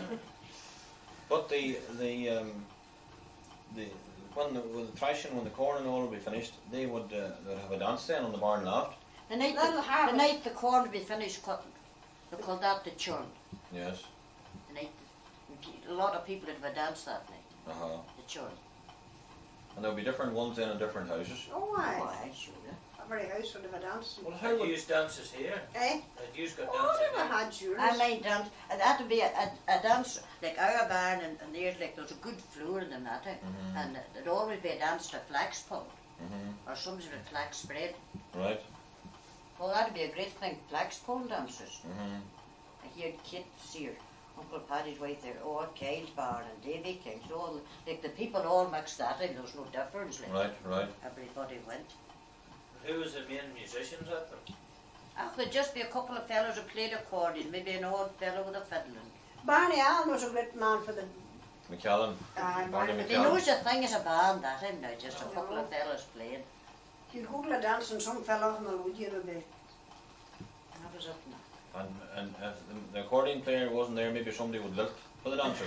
No, I never seen that now. Did you not? No. But still be some, there's a lot of the fellas about there who get a melody. Paddy Mullen down there could play a melody. Maggie Keenan's brother. Your father Pat was a Keenan good man was for a great- playing. And Peter Conley, the uncle of Pat Conley, and Peter's right. there, you know. Uh-huh. He Pat, was, Pat Keenan was a great melodian player, God have mercy on him. Well, was any charge into these dances or was it No, free? no, Oh, no, no. you'd have to be asked. The girls would be asked, and then whatever man went, just that was it. and they'd all get tea. These were the house dances. Then with Oh, the aye. house They'll dances. take them to the room for tea, isn't that right? That's right. That's right. He made the, what do you call him? God rest him dead. And Dan Dan Stanley. That's He right. used to be playing music and he wouldn't be in great form then if he took the room for tea and then he'd come into the kitchen. Have you seen a night man it like that? That's right. And if there was the word of music out, like if there's going to be a music session, he would arrive at the house, you know. Oh, I aye. saw him do this myself, and he had a big black coat on him, and he would be sitting there, and if anybody mentioned music, he'd open up this coat and he'd pull out a fiddle and a bow out of his inside pocket. But you see, there's no wit, no humour to the people now. No, but you were talking there about the stacks of corn and boys trying to have more stacks of corn. Aye, that's honest to God. But it was the same with the pits of spuds. Oh, aye, that was it They'd be too. trying to give the impression that they had a lot of potatoes in the field, Yeah. but Peter Maguire, the postman, was an awful wit, and he would be himself and the Dohertys would be slagging on it. Oh, my So God. the Dohertys there at the bridge, you know, where Mickey Aye, and Johnny Doherty, aye. they had a field of spuds in, and they had a particularly good yield that year, and they had a lot of pits of spuds on the field. So they're waiting for Maguire to come and They more or less stopped them on the side of the road. And So look at all the pits. there's a great field of pits. Peter was lying across the hobbit lying across the handlebars of the bike in the barn. He looked up and down the field. Tell us this, Johnny, he says. What ones have you the purdies in?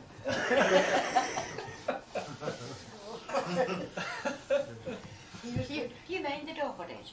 I just remember them vaguely, but I They remember. always tried to keep themselves young. Mhm. And like Mickey would need a stick to walk him, but they always had a pitchfork with a shaft about that height. You see, when you'd go along with day in the pitch, you'd think he was working. Right. He wouldn't always walking on a stick. Uh-huh. You'd think he was doing something with a pitchfork. They'd be waiting on Maguire every day. Maguire would be Aye. going past. You see, Maguire's a postman. He would have the news. And Jack Ward, he used to tell about Pat Law, and he was one of the boys that wanted to count for the Stacks. stacks of corn. And Christ, he says, you'd be forking away. He says, and if you turn round, he says, you look back, he says, at the stack of corn headed you. Just as when you turn round, he said, end the stack of corn, you know, Oh, top on it at the Not top. at all. He just talked No there. ring on it. But Peter Maguire was doing the post down in Craigan, and there was a house that was particularly bad down in Craigan, and in those days the house was condemned. And this was a new word. People hadn't heard of a house being condemned. It had never been heard in the district before, but Doherty's was out waiting on Peter to come home. To come Hear past. what news was. So they took Peter in to hear this whole story of this house in Craigan. How bad was it now, Peter? And Peter looked all around Doherty's. Well, he says, you think this house is dirty? Well, it was nothing to that house. You mean Paddy Anthony's wife, Alice? Yes. But Peter was on the post, but she took Peter on this day and was giving him 10. She had a terrible lot of kinds of bread. Oh, Peter, she says, I haven't much of a selection as an egg at the bin. I says, I'll pick as much out of it as you leave it like a home. And pick the cleanest of it. Oh, God, he was terrible. What he was Yeah. wide, wasn't He it? had a sharp tongue, but he was. But he was very quick. He was. I mind us going to Mass on a holiday morning. And I was many up there. We met Peter, he was, he had a kind of relapsed, wanted him to go to the chapel. He didn't go, but he was coming over here to Grugan's place. And he says, this Peter, you're going the wrong road now. And he told out way like that, you know. He looked down there. Do you know, man, I said, the way your feet's going, you wouldn't know what direction you're going. Well, you wouldn't need to come How you too. see what wrong pulling the shawl out of it. You wouldn't need to come too quick on it. Just telling about meeting Mrs. Laughlin the day that Sheila McAleer, Sheila was down was married. That's right. And she said, did you see the big wedding? I'm not sure, but she married an old blacksmith. And her married, And Mickey You Lougher see, was. Mr. Laughlin was married to a blacksmith.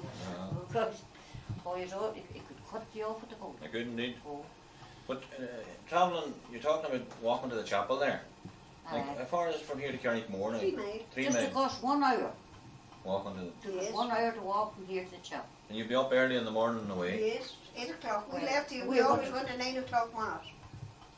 And in them days you didn't get Holy Communion only at the first Mass. That's right. You had to go to first Mass, the Sunday you go to Holy Communion. Fasting. Yes. But you know, that was the only place women ever got. That's right. The They chap. met going to the chapel. And whoever out the neighbours like would be going along with, well, see we be out there with money or the people around about, we'll all be together to go to the chapel. But you were fasting from 12 o'clock the night before. Yes. Oh, aye. We used to be warned to be washing our face, not swallowing any of the water. Mm-hmm. I mind us on Christmas morning at that time, Mass would be at 7 o'clock. Yes. The people would be all walking, you'd hear the tramp of their feet out on the other road, all coming, big rows of people, like everybody was walking. Then there was a nice, you mind out altar in the chapel, Oh, they sure. the brown one. No, I don't The know. brown wooden altar, there's them gomries on, there's great very handicraft work done on it. And that would be, I'm sure there'd be 100 candles lighted on it. That It'd was be the all light there was, decorated- you see. It'd be all decorated with holly and ivy, and the lights of them candles were just beautiful. No electric light or anything would make it as nice as that. It was just lovely. It would be nice. And Oh, surely. the women all had candles in the window. And Mrs. Rafferty, And the houses coming down the village. Yes. Mrs. Rafferty and Mrs. Gallagher, they had 3 candles in every window. The rest of them had 1 candle in every window. That's an old Christmas custom. That was. You'd be going up the town there, but just lovely to see all the candles in the window. Are nice enough. Well then, there would be no hurry back, would there? You'd Oh no, the chat and go to the graveyard. And that is when you hear the you woman over the country, you'd be chatting to her and she'd tell you what was going on there, and you'd tell her what was going on in our country. well, you wouldn't eat anything until you'd come back. Oh no, just trouble. You'd be fasting in other words until you come back here. No. Yes. I mean, Now the we'll day- be 3 hours away. You'd leave here at 8 o'clock, and we'll always keep an hour in the chapel at it. You would be home till 11. You'd wait 3 hours. You'd be fairly ready for your breakfast when you go I'm home. telling you, you would.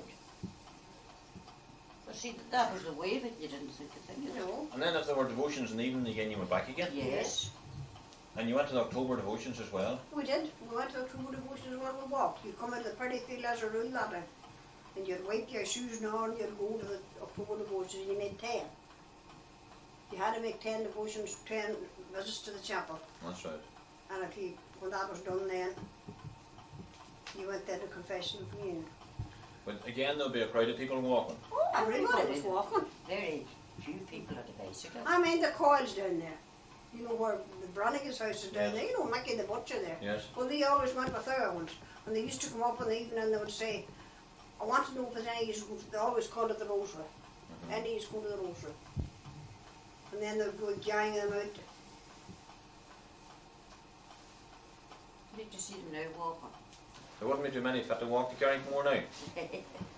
As the car wasn't, of course there But I wasn't. mean, nowadays the thing is, God save us, the change in it, there's such, That's tremendous. you couldn't imagine it. What about the horses and traps? I mean, that, There was but your wine had a trap. the kid, the Yankee there, where Big Pat's living now, she had a trap. But the wards here not have a trap. Aye, we had a trap. Because, see, up there now, we always called that the car house. Right, one of these sheds at the Aye. side. And The you farmers wanted a trap also. see, eh? The farmers wanted Aye, a that down there where money keeps the car now, that's where he kept the trap. And how many would the trap take? I think Four. 4. You see, There was different kinds, and there was ones like with the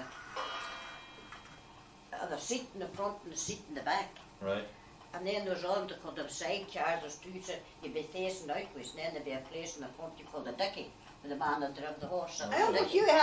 Huey had a post car. They called him a post car. Aye. Right. And he They'd was be such, bigger, they could take 6. That's what it'd be at weddings, do you say? In other Except words, 3 at each side. aye, wouldn't it man here now? there was a seat up the middle, wasn't there? Eh? There was No, I never, no. That's a sidecar, was it? Eh? There was a seat up the middle. And then you sat facing out. Two people sat facing out.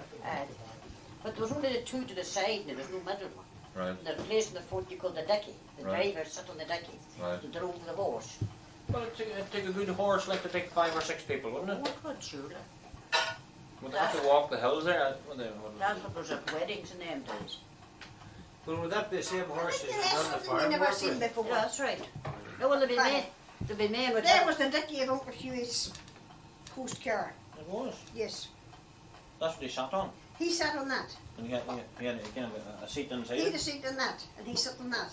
And he sat on the front and drove the horses, Right. and then the people who come, there was a road down there and a road down there. And nearly he got that, and we keep it kind of together with nails. That's very, very good to have it. Well, that's it. Oh, that'd be queer now. That's right. If you had one of those traps now, or one of those sidecars would be very valuable. Aye. But they would be running in the country. Now, where did they stable the horses then in Carrickmore? Well, you see the people. Oh, there was Paddy Queen had stables, and the other side there, the house belonged to them, there was different people lived in it. Right. Eddie Scott lived in it. Right. Then there was a man named Campbell. 2 different Campbells lived in Right. Paddy Campbell. it. Aye. Paddy Campbell that lived in Athenagloy, he That's right. had a yard. He had a yard there. That's it, the body that's at the pub. He had a pub in That's Carrickmore. right. Aye. Right. He's the son of priest, isn't it? Father Paddy Campbell is normal. I've seen his ordination in the paper. Would you have to pay for the stabling? Really? Would you have to pay for the stabling? On a fair day you paid. Not On a Sunday. But on Sunday. a fair day, a man had done his horse in the church, he had to pay 6 pence. Well, I remember on a fair day, Jack Ward, Joe McMahon, and people like that, they came and left their horses and their carts down at our house. I was Aye, happy to that's see right. it paid for the horses, he said. Then when you see there were neighbours, Aye, Aye, to that's see. right. They would know they're writing up there. Oh, you had, and then when the cattle were through the yard, they had to pay, I think it was 3 pence each for an animal. That's in where the sales yard is there now, isn't it? Hey? Where the sales yard is now. That's right. That's right. And there's a yard down at Minas, a feed foxes now. Right. She's a yard for cattle. Down at Minas. Yes. And a yard for horses.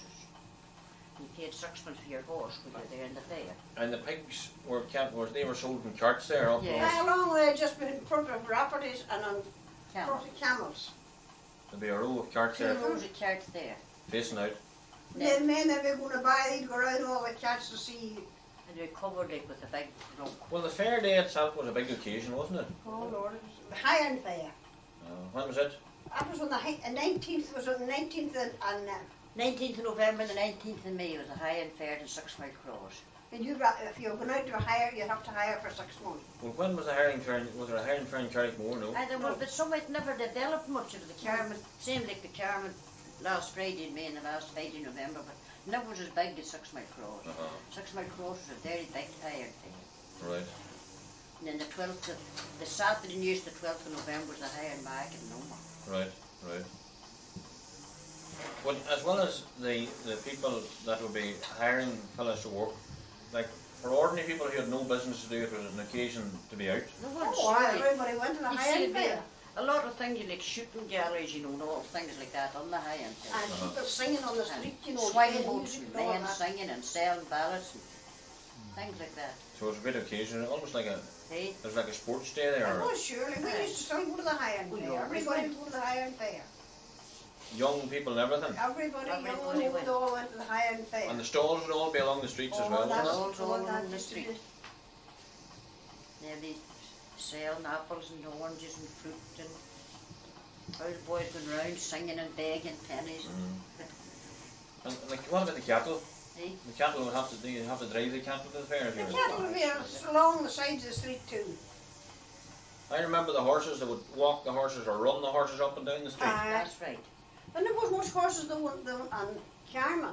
Ballygolly was it? Ballygolly. Ballygolly in the Moor. The And- Moor was the favourite horse fair. Then Ballygolly was next. And the rock. I mean, the long fella down there go to the rock to the horse fair. But the Well, what Moor about the was- cross? Was there not a horse fair in it? No, there might be, The but night not people so very much now. seldom. They don't. No. No. It's Be just the that there's order a part in anything. it called the horse fair, like. You know. Ah, there Aye, was that's what the place was. It might have been like back in an earlier time. It might have been a place for the. When you were talking earlier there about Christmas, how did Christmas differ in your early days to now? Would there be such a thing as turkey for the Christmas dinner? no, very Not seldom. so much now. Well off people, see, turkeys were more expensive than geese, and most people had a goose. Goose. We always had a A goose. goose. Like I mind, like when you'd get a shilling a pound for turkeys, you might only get 4pence a pound for geese. So most people like a lot of people would have their own geese and turkeys, but the turkey would be too expensive to keep. And the turkeys would be sold, and the geese would be kept. That Daddy used to always make us. Our mother died when Nellie was born, and Daddy used to make us always our dinner. And he'd always have a roast, and he'd always have a goose. He made it our We dinner. always got a piece of roast meat and a roast goose for Christmas. We always had to go down to the room and a big fire blazing in the room. Well, I think as well as that, you see the goose was more traditional. It was. Aye. Oh, aye, the roast goose was still The traditional. turkeys haven't been introduced that terribly long here, have they? They haven't, no. Very And was there cute. such a thing as Santa? No, very seldom. We never hear tell of Santa in our day. Will Daddy let used to the buy dog every one in? of them. Eh? We never had Santa. Will they let the dog in? Oh, later on, surely. And we never had Santa. Come on, lazy. Had you Santa Day? Oh yes. We hadn't. Come It on, wouldn't be as elaborate or an expensive job as No, I that. know, but you've got. Oh, I. Well, we would get toys now, but not Santa. Is that Daddy used to sort of buy Daddy. all he wanted was Christmas stocking. I said, there was no word of No, Santa at no. all in our day. Santa was never mentioned No, nowadays. But Christmas Day used to be a great day and a great time at Christmas. I think the people enjoyed it better. They did. I get- Because they didn't get much that in, you see. They got very few, they never got much of a variety in food and that. And then when you got the different kind of food, Lord, you would be looking forward to it and all that. Well, like the people said, like the man said, every day is Christmas now. This is it. Well, I mind us, did you know the Pat Terry, John Mum's aunts? That's They right. went out. Well, I mind us being in it. I went down to John Monday one night, Tuesday Monday, and we're talking about that. It was the month of November. And Ellen said to me, she said, I didn't get beef since Christmas Day. That was the month of November. Well, no, That's it. People in them days, they didn't. Suppose they couldn't afford it, really. no, well, what were they eating? Were they eating? Bacon principally for the dinner. Uh-huh. And American bacon was a lot cheaper than Irish bacon. And there was very few people bought Irish bacon. And they would be killing an odd pig of their own, wouldn't they, and salting They it? would sometimes, but not a lot of men who could afford it. Not many who could afford it. But the American bacon was far nicer bacon than the Irish bacon. That was very salty. That's right. It was. The salt of the pigs, you see then. Uh-huh. And sometimes there would be maybe 2 or 3 and they would salt a pig Uh-huh. and divide it. They would join in it. No. Join in it. What school did you go to? We went to Mullislan. Mullislan School. It's far to go from here to. About a mile. About more. a mile and a half or so. About a mile and a half, I'd say, to Mullislan School. Who was the teachers in it that Master time? Conway was now, and Miss O'Brien. And Miss And Miss Marshall was Marshall. there first. I suppose the school's not in use now at all, is it? No, Oh, the man has a butt. there's a man called Patrick Conway living in it now. Was school a very pleasant place then? No, it was not. Oh, no, the master was. You didn't like the idea of going to school, I bet. We didn't, because that time you were, God bless us, it was, I don't know now, it was Very severe. It was very severe, and I tell you, you got away with nothing. God, that Ben forgot of it. I'm an old lunatic. Eh? No, Thank I mean, if you were slapped at school, whether it was in the wrong or right, or if you thought it was the wrong, wouldn't have been so many dares you would have got it. What did you think of thinking of it? You wouldn't tell when you come home if you were slapped. One school, And you, I tell you now, there's not a thing I really learned me, but I know it yet. I bet you did. Oh God, he was good. He was a good teacher. He was your It boy. was And, indeed. and the education that you got was very elaborate too. You know, you got a good cross section, didn't you? We We did. did. And I tell you, a thing with Master Conway, he was awful generous. You know when we used to change the class at the 1st of July? Well, Master Conway bought the books himself, He did. and he went round the class. He never said, "Give you the money." If you Can brought you the money, pay it was or all can you right, not? and if you didn't, No. it was all right. He was good like that. It was good like that. Well, the books, of course, were kept in school, weren't they? Oh, no, you took your books from me. What did you? I got to go You to school and I did the 2 hours doing your homework. And there'd have been no school dinners that time, had there? Oh, you had a piece of bread in your bag, and that was it. If you're hungry, you could eat before dinner time. No, there's no tuck shop. I married Fox below. We used to smoke. There was 5 of us smoked. And that was in the later days when I was at school. Just before we left. There's 5 of us at school, that Mary McChrystal and Michael I didn't Coleman. think girls would have smoked that And time. you Oh, get we did. 5 woodbines for 2 pence. So 4 of us would have 4 hitting us started. And then the other one, who would want to marry Foxes and buy them and go to Joe and go and get a free one. I Right. like it. That'd be the 5 cigarettes. That's the I big. didn't for think 2 girls would have smoked. Eh? them Oh, days. they did. Well, we did when we were at school. They did. But for a long number of years then we didn't smoke when it ran. Well, Daddy never said anything to us for smoking. No. Some of the old women smoked the pipe. I I did, surely. I might have been sent up down McLean up there, John McLean's mother. And Daddy used to carry with her, and she always smoked the pipe. And that time would pass the pipe round, you see. Right. Same as you just pass round the fags now. Right. Well, they pass the pipe round. But Daddy was nothing that Mary give him that pipe. Right. And he forgot to give it, let him stick it in his pocket. Uh-huh. And it meant making me rise up early in the morning to go up and give Mary a pipe that we should be wanting to smoke. Right. Why, Mammy smoked it here, Dad. And spit. They would spit as well. Not maybe the women wouldn't spit. No. Daddy used to light the pipe and then there'd always be clear that. That's right. And the pipe, everybody to follow the pipe. There was a man in our town on that he smoked, and he was a terrible man to spit. And he'd sit in the short aisle there in the chapel on Sunday, and he'd leave his cap over there and he'd spat into his cap. Oh, good God. Then I'd put his head in the door. But he had this particular house this night, and he was spitting on the floor, and the woman was fairly protecting her, and she got an oil bucket, and she left the bucket down. And he spat over here beside it, and she moved the bucket a second time. She put the bucket over where he was spitting, and he started spitting over here in the first place again. Yes. She moved the bucket back over to this place. He says to her, "Hey missus," he says, "if you don't move that bucket, I'll spit in it."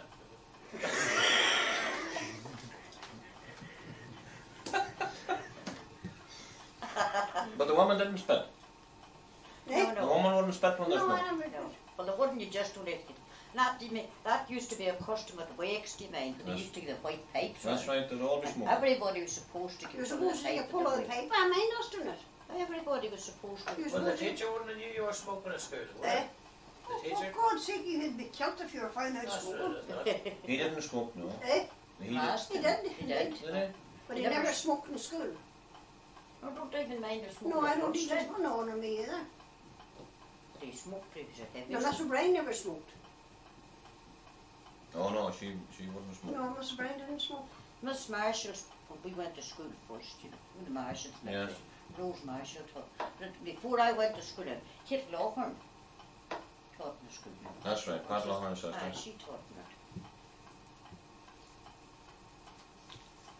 Mickey McGurk, the blacksmith in Carrickmore, he smoked a wee dude, you know, a pipe, a wee. The one that I ended up with Mary, but it wasn't that length. It was broke, you see. That's right, he would be smoking all That the would be. There'd hardly be anything left in it, you know. Yeah. But there was a They call doctor, that a cutting pipe. that's right, there was a doctor there operated where the Wedded Toad had the Sunnyside restaurant. And he was a great man to smoke, and he came up one morning and he forgot his pipe. So he decided to go over and he'd ask Mickey McGurk for one of his pipe. So Mickey McGurk was a blacksmith, you know, and Aye. maybe a tobacco spiffy coming down here. And Dr. Hunter got the pipe, Yeah. and he pulled out a big white handkerchief and he went round with this, and he talked away, and Mickey talked away and hammered away on the anvil, and he cleaned it and he would examine it and he would give it another, Another room. and he took a real good smoke out of Mickey's pipe. But he wiped it out. He wiped it with the handkerchief. So Mickey never said anything, but when Hunter was finished smoking, he handed the pipe back to Mickey McGurk. Mickey McGurk got the end of the pipe and he got there and he came down with his hammer and he knocked the end of it, his pipe, and he put it back in his mouth again.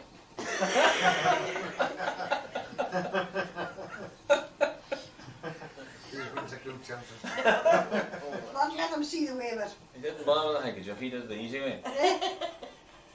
Well, what about the big snow of 47? Was it bad around this part of the country? It was. I made 47 well. I was way smooth at it. That was a terrible thing. How long did that last? Oh, what was Well, it went away, it come 3 times. It come first on the 22nd of February, on a Tuesday evening. And then it sort of went away and it come back the next Wednesday. Had the ground been dry? Had there been frost or anything before it? There was There 6 was weeks black of black frost for frost. 6 weeks before it. Oh, but it was a cold weather. A cold wind from the east. And it blew dry for that 6 weeks. And I mind it started on a Tuesday evening. And my Paddy told God rest when he was with Joe Fox's lorry and he couldn't get up the brae, he had to go up the road again. They had. And it was sort of going away. They read the roads all these people, the traffic sort of go, but come back again the next Wednesday. They stayed there again, and I come back then. It wasn't it was a right fall on the 15th of March. Then it started to go away on the 17th of March. So Had to go through the fields and everything, and you go on the top of the snow. what way did you manage? Well, at that time everything was rationed. Right. You had ration books with Joe Fox, you couldn't, but there was for 6 weeks Joe Fox, he used to come round here every 2 weeks. Right. And he'd leave our grocers up on Kelly's, we'd have up the feast. Right. Oh, there's a couple of Sundays didn't get out to Mass. That would never have happened since, would it? No. Never a snowstorm like that since.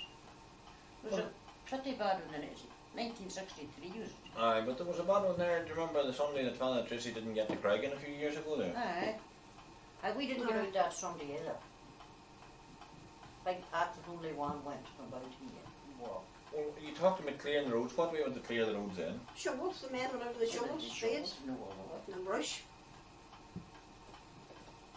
Of course, there'll be no traffic on the road like now. There'll be no lorries or cars. No, very little.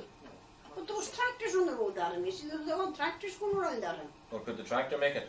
Well, the tractor would be a very good thing for like leveling it down, you know. Uh-huh. bad now. It was a terrible storm that. Oh, it was. What about spuds and that out of the pits? How did you manage that?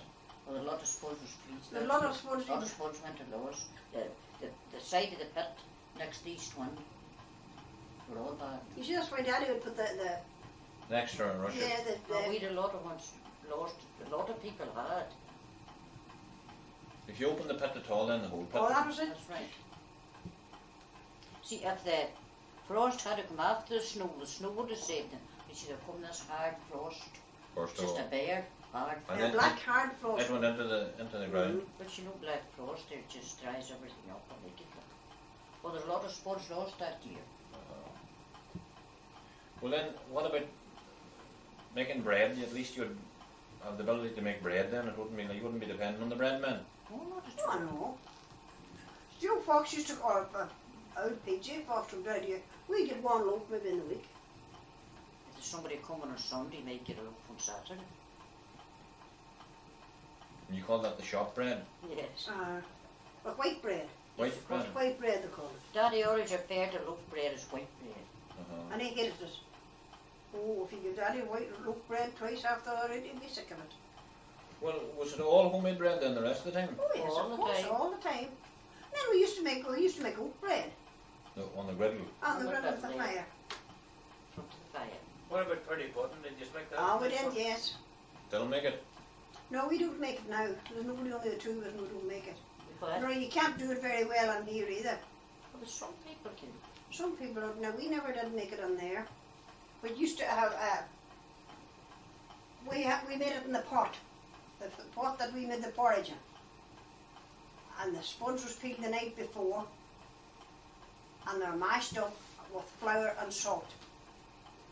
And then you'd put them on we had a breadboard.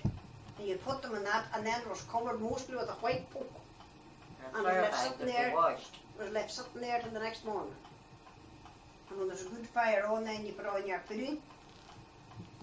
And Did you put any spice in it? no such a thing as No such spices. thing as No, spice. not a No. thing we. No space. What? Onions, No, No. nothing. oatmeal, nothing like that. No, Oh, no, no, nothing. nothing in it, only the potatoes and the flour and the salt. And that was put on then, and you put on your pot on, and whenever you got it hot, really hot, there was 3 brick at the side of the fire and 3 or 4 coals on it. That kept it just a kind of bubbling. Right. And until it turned brown, it was dark, Take it at least 6 hours to cook. and kept the coals on the top of the lid. Well, that's the way we made the bread. I know, but We had a hard fire. I'll have to get you some pretty pudding now next year. Right? Well, you better. Do you make it? Oh, aye. Mrs. Farrell used to send it down to us, and T.J. Bracker was great at it. But she always put spice in it, Right. and But she put an apple in it. I don't think there was so much of that about here, but not that. Not at No, all, we never no. put spice. No, no, no. I never did tell her spice till I started. I think there was a similar type of thing there from one they call it box street. I think they fry it. No, this we is never sort of put like box potato in. bread. It comes out like potato bread. Mm. They call it box stain from Aye. on it. Aye, but you might nearly want him Lizzie's. Lizzie down there, Patsy's mother, her sister used to come down from Enniskillen and I made her making it. Right, and it's kind of like. Very blackish. It was They would put it on raw spuds and boiled spuds. It was very chuck, wasn't it? they'd grit the raw spuds and then they'd mix it with boiled spuds and put flour in it. And then I'd put it out there and cut it into 4 fires in the pan. Right. I didn't care about it. And it was, A bit of a practice, wasn't it? Oh, But the pretty pudding was nice now. Oh, yes. oh, it was lovely. Good stuff. everybody made John pretty. here doesn't like it. Isn't it? John doesn't like it. Oh, he never got the right stuff or he would like it. You know, not I hear him now, they wouldn't take it at all. Tell you it's too strong. I'll go so. Did you not like it, John? No. He did the saucepan it was made in. Oh, it was great. Oh, I see a lot of the young ones now say, no, I don't like it, I couldn't take it. I'm not sure what did they like. So they don't know. What? I thought, See, I we seen used to many be of them with their we used to be own- counting up for a month before when we'd be getting the party. That's right. And that used to be another thing too, was the new champ, New spuds, the aye. new spuds. God, that used to be an event. I have a son, and that's what he'd always preach for Christmas. Like a pretty pudding for Christmas. We used to make one for Christmas Eve. At Christmas that's Eve. And many of the time when we come home from the chapel on Christmas morning, it'll be heated and you take it with a piece of butter. Mm-hmm. And you come in and you'll be quite hungry, Maggie. Bet you. And that's what we'd get. Oh, they're very nice. And it'd be even nicer the next day would be worms. Well, you mentioned the new spuds there. I know that used to be a good something. When will the new spuds be ready? Well, Daddy was. Daddy ordered a very early garden and he either dug them on the 29th of June or the first Sunday in July. Well, what do you put them in? Well, I'll tell you, he had a box. And he had the spuds, he picked the spuds. And he cut them and he put them in this box and put them in under his bed. And on the bed. Right. And whenever they come just Budded. buttered up, he put them on the back window there in the back. We had the pantry down there that way. Right. The And sun he would put them on shine the back window. Inside or outside? And the side. Inside with the sun would shine The in sun on would it. shine on them in the evening. And that made the buds tough and they wouldn't break. Right. Then you would have dropped them, you dropped them very carefully let them spuds up. You put the And we no length to be up there. Yeah, but when would they put them in? Daddy would put them on good and early. That in the season were a lot earlier than they are now.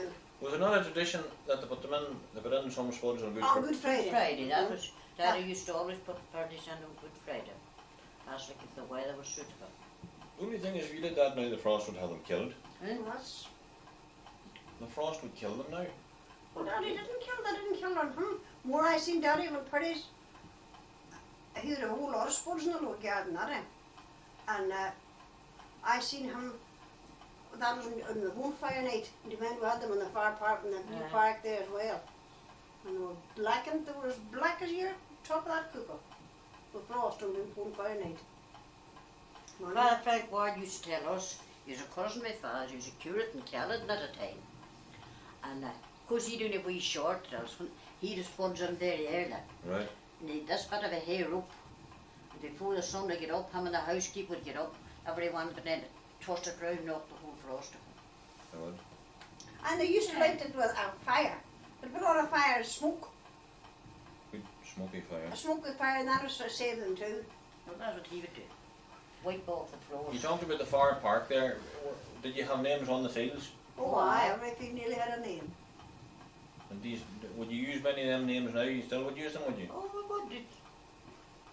We had a field called Taverny. Taverny. Taverny. Right. Never that. Might have something to do with moss, would it? Eh? Was it a mossy or a swampy field, no? No, it wasn't. The new park, that was That'd very. be a field that was broken. It must have been a field that That's broke a in. field broken. Same as you got that the Hula. Right. And Money over Yeah. there, there's a field, and they call it the what do they call it, Dilly? they have a field over there called the Stillhouse field. There must have been It potting must made have at been the potting time. made in it. Well, there's never any potting made in this part of the country. Oh, what's that? They Oh, call you it never- the Stillhouse. Oh, you never get But I never potting been about it. anybody to tell me. They called the Stillhouse fields. There must have been a Stilland at the time. Then, And sure, that bog out there, the Keen Barn, Ian she was a Bond. place that they called the whiskey holes. Uh-huh. They used to make, you know, they put them you under know the. that Robert Ward that lived down the Lead fields and had this field called Isle Nellick. Uh-huh. That upper Isle Nellick and lower Isle. And the Keenans up there in the field, and they called one of them was far Scal, and the other was near Scal. And there was Scal Well as well, wasn't there? I The Scal Scal Well. well is right. I think No. Big Pat used to take water out of Scal Still Well. does. That's still theirs. But And then there's Crockachidi over here, isn't ah, it? Crocker Cheetah. Uh-huh. I never could find out what Cheetah was in Irish. Fairy. Cheetah. What? Hill of the Fairy. The Fairy Hill. Crock was it? Kieran Bond is... Kieran Then Barn. a field over there, the young Pat Munter called Evelyn's Hill. There must have been an Evelyn land. And then there's a place up there they call it Nelly's Garden and Nelly's Lane. Well, that'd be somebody that had a Aye, house there. yes. I don't know, I never could always, they lived on there, no, it wasn't, on Patsy's field there behind the house. And she lived at the far corner of that, I can still see a very hollow one in the field in the there. field where her house was. And then there was a lane that went down to the burn. And they called that, why they call that field nearly Lambs. Lamb's Braes, there's people by the name of Lambs. They had a house up there, on that wee hill. They called that Lamb's Braes. You know when you're going up there to, as you go up towards the gap, Aye. when you're turning on Kelly's Lane, you know that round hill there? That had the name of being a fort. That was. And that was a post. That was a fort in its time. Well, how come that there's no hedges or anything on it? They dug them out. Well, that wasn't put I into mind the time they levelled that force. Well, I do too. Since he Andy Smith was got it. that was Good put of you take him over to see the fourth. over at Keenan's. Aye. I were over out there the other day. But it wasn't considered a very wise thing to do. It wasn't, no, interfere nobody would touch it. with that, No. Well, they didn't find anything in the levelling of it, did they? Well, they just levelled the ditches. They just levelled the ditches down and the hull's still there, Oh, but yeah, it's still there. Any wee bushes was growing on to cut them. But I don't think There's it a was man anybody. working it, and it was handling the most of worker. He went to the mental after it. He did. He did indeed. He wouldn't. He Well, the wouldn't. court is not lucky to touch sports or anything about this. And Sir Pat Keenan, God have mercy on him. And he only cut bushes out of it to make stakes for the after they got Bog Street. Right. And he went and he cut, he cut buckets of it and then put a wire on them. Right. I only lived about an year and a half. That's the one. We were up at that one today. That is a very, very big one. It was. Aye, it's very big. It was very, and it's like, it's deteriorating now, like it's starting to crumble down, Well, the rabbits and cattle and everything. That's what they're saying, they didn't ask to preserve it. One down there in Markin then too. Markin. That is why they were called a fourth. That's right. They had you'd see four. There'd be four in a row and the one could see from the other. And that's why they were called the fourth. Now I read about them, you read about things and you should keep them. About what a fourth was. There was three mounds. Okay. And the first mound, that was where they lived. And the second mound was where they kept their cattle. And the third mound was the place where they fought. That's the defence. The- Defend the whole thing. That was defended the whole thing. And that the mound, like the first one was the mound, that was where I can't mind it now, and I suppose I should have. That's like the centre of the village, That's. The first one was like that there, high. It was higher than the rest. That's right. Well, that was supposed to be the place where they lived. Right. And then the place, and after that, when they took in their cattle, they took them to the second place, Right. where they had the cattle and on the raise. Right. And then the place on the outside was the place where they defended their property. Right. Well, when you were going to school, was that in good condition, that fort? Well, we Oh, were I never, got better it was a now. lot better than it is now, a lot better. Nellie and when Frances was a child and she always wanted to get seen it and we took her out. But it was, Wasn't too bad that. wasn't too bad that. We went at the time of year when the bluebell was on. The banks would have been a lot higher, lot steeper then. They're surely, they're crumbling down This now. side. That's it. And see cattle grazing around in them. Well then there was that one, and there's one under Mackin. And where's the other? Well, there's one over there someplace. Is there one over there at Michaelhatton's Garage, that, that round hill there, is that one? No, That's not one. no, is it? that was over there. But it's like a place should be Isn't one, it? wouldn't it? That's very... Minnie Gorman always maintained that she's seen the fairies, not on that hill now, Right, but there's a, place down and under it. Right. There's a wee burn in it. right. And Minnie was one of these people, she could have done it nearly knows. But she always maintained that she was out this morning, I don't know what she was at 5 o'clock in the morning. Right. And she said she seen them dancing down in there. And she would have swore that to the day she died. That's up at that round hill we're talking about. Yes, but it was down in the hollow. Dark Barn, they call that hill? No. That was, we always called it Mary Susie's house. Isn't there Nard Barn town? Nard Barn's down, so Keenan's lived in Nard Barn. That was down in the hollow. Right. That's where Maggie Keenan was reared. Well, Captain Keenan, how did he get Oh, in there? Captain Keenan was, he lived over there above It was Fox. so low on Right. it, that's what he did. Didn't he get his name in connection with someone with the fairies? I don't know what. I don't know how it is that now. Well, I heard the story told that he again was coming late at the night or early in the morning, and he come on, and there's supposed to be a fairy pod along there, and he stood and let them go by, and they all went by and said, "Good night, Captain," and he got the name Captain from that day onwards. That's the story how I heard Well, it. that could be, that's a likely enough story. But most people would have believed in the fairies, wouldn't they? They did.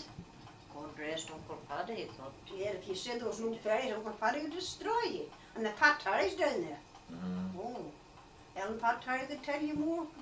Ellen used to tell us about these people that lived across the water from them. Right. And this day the woman about but she come in and the child was crying. And the cradle out of the She was child. in the cradle. And the child cried and cried and cried and could for 2 days never stopped. So they went for Father after that, Father pointing the corner, and he'd be an uncle big Mickey Rabbit. Right. So he come and she says there was a big blazing fire on the hearth, and he just caught this chain through it, went to blaze up the chimney. Oh, There's a change now. the fairy. Fairies would come and take you a chain. And they would chain it one and I'm sure you often hear the change. I heard the word changed in Yeah, there. well that downs it happened. Just left it and went up. And if you said that to God, nobody would believe that. Should have believed. So what? Oh, But most people, you know, had a kind of a sneaking suspicion that they were there. They would be very hesitant to hear. Barney Bracker used to tell that he heard the fairies the day they left Ireland. I was just Where he was going, he said he heard them But the way in a clown, he on the way in a heard it. cloud and play music. But it wasn't a nice thing to believe. wasn't it good? No, but these even people yet, you know, believe in gentle places that you shouldn't touch them. That's right. Well, if they were building a new house or anything like that, there, they'd be very. They would want to find out first of all if the fairies wanted it there, wouldn't they? Oh, Well, the time that you mind, I don't know if you ever, you know, horse threshers. Yes. The thresh, and we hear the John horse, McKenna telling us the what's horse happened. would go round and round like that, do you see? Right. So they went and they made this place where they put the thresh and the horse would be going round and round. But every morning they got up, the place was changed to another place. Right. 3 mornings after all. So finally they put it where it was changed to. The fairies didn't want them thrashing No, there. that No. place. So That that's is not, right below that's the not booth. far from the fort. Oh, You know, where the no, no. Keenans are, where McKeenan lived. Right. As it a round patch where the horse would go round to work on the thresher. And 3 mornings after all, where they had it, it was changed to another place. I hear Daddy telling So that. finally they left. And John McKernan telling it to Daddy. Mhm. Like he was at the, it was building it or fixing it. They had to make a ring round or something for the horses. That's right. We'd go round in the ring, you know, and pull the thing round. And he said when they had it, finally they had to. And what's this other story was nearly about the big fella's woman, Mary Keenan, Ah, Anne Keenan. there was a hedge down low it, and John McKeown used to work about it. Right. So she said that there's some other man would have took out this hedge. So they worked out, and the first day they were going back the next morning, Anne was in bed. And went back the next day, and she was still in bed. And the third day they went back. She called John up to the room. She says, John, would you fix up that ditch? She says, and put as many of them bushes in as you took out. Leave it as near to where you got it. Mm-hmm. And the need on that Anne is open already. Should mind our Frank Scown nearly telling us. And they were living down in Craig and that, remember that? So, you know where the Scotland live. Right. That's right. They said they were not his people now, but the next generation before him. And they said it was like that too. There was a crowd of men in it, and there was this place in it, like a fourth or whatever it was. And the father said this one thing. He says, "I think we'll dig that down." He says, "And level it up that field." He says, "And make a job out of it." Mm-hmm. So they straightened out down and started to cut the hedges or whatever was in it, and the next morning the there was a cow dead. But anyway, they didn't make any notice of that. They went on, and finally there was, on the third morning, the father said to me, he says, "I think," he says, "we'll quit this boy." He says, "There must be something wrong here." And he went to some neighbour man that was like this with a folklore. Well, he says, "I'll tell you what you'll do." He says, "Everything that you took out of that place there," he says, "put it back the way you got it." Or he says, "You'll not be a cow at your house." He said they had to do it. Now he turned to that, he said his father turned to it. They were very, very hesitant there about building anything. If there was a fair, what they talked about, a fairies pod. Now, you see like a lone tree there, a fairy tree, they'd be very delicate about cutting it. There was a lone tree there at Mullislin Gap. You wouldn't mind that, Paddy?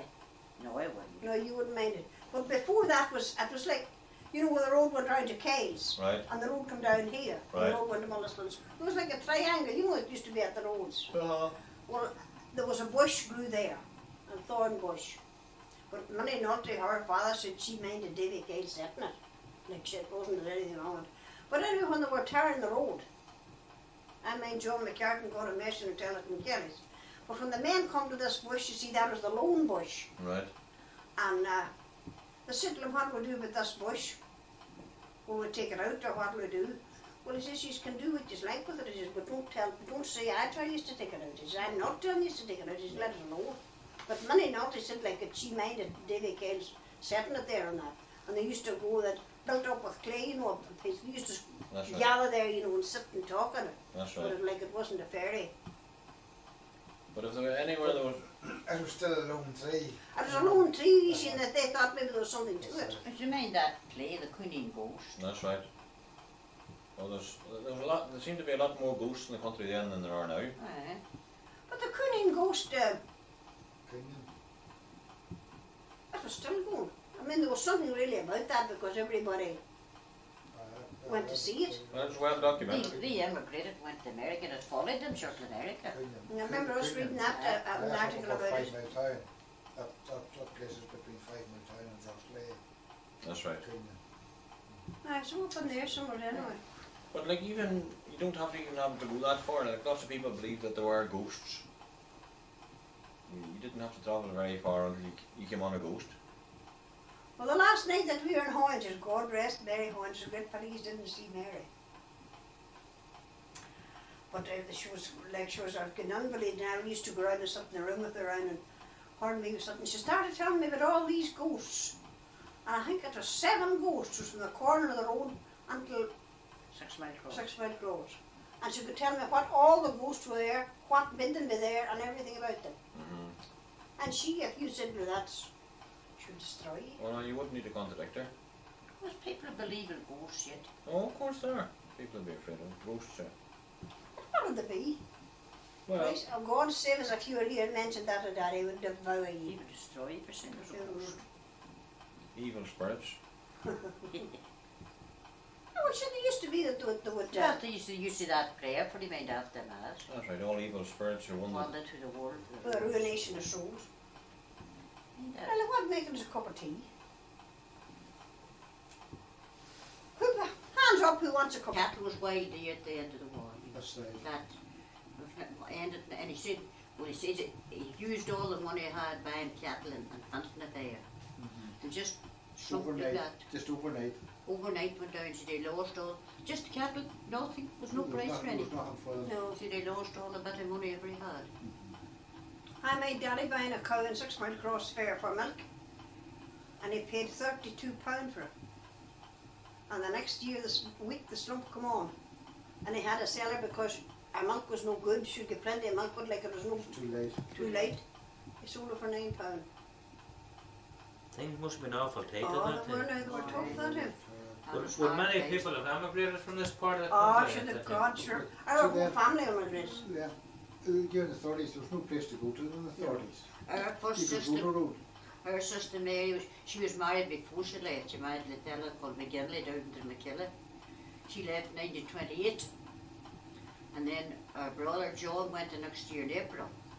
And then our 2 sisters went that year in June. 4 of them went away. And my father never seen them again.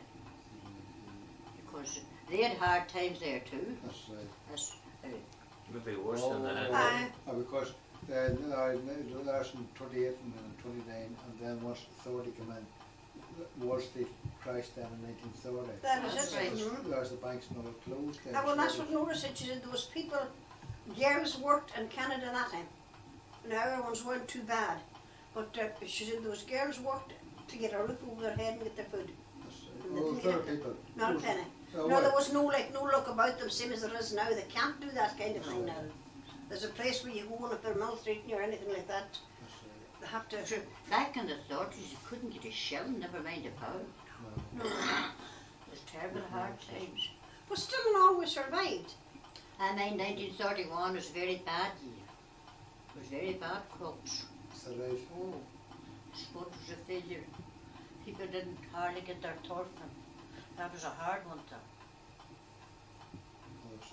some tough spells. But I think it doesn't do people any harm. I mean, if you do come up hard, as we are now, we're living on our pension, of course, but we have plenty of money to do it. And you appreciate it now when you do have it. If you look back on these When you look back on the things and the hard times you had and all that, You're taught economy. I'm telling you, They're there too soft now. If they'll come up against hard times, what do they do? Couldn't survive. You were telling us earlier about the made brick locally. Where did they make the brick? over there, and that killed it. And I don't know where they got the brick. Where they get the clay from, Nellie? Eh? Where they get the clay from? This is all blue clay. It's all a blue clay boiler.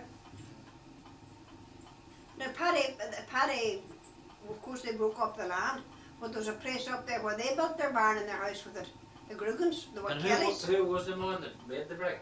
What family Oh, was so it? the men would dig them out of the ground and had a thing for shaping them, do you see? And they shaped the I am brick old. out of the blue clay. Yes. Well then they built these all around and they shaped an arch.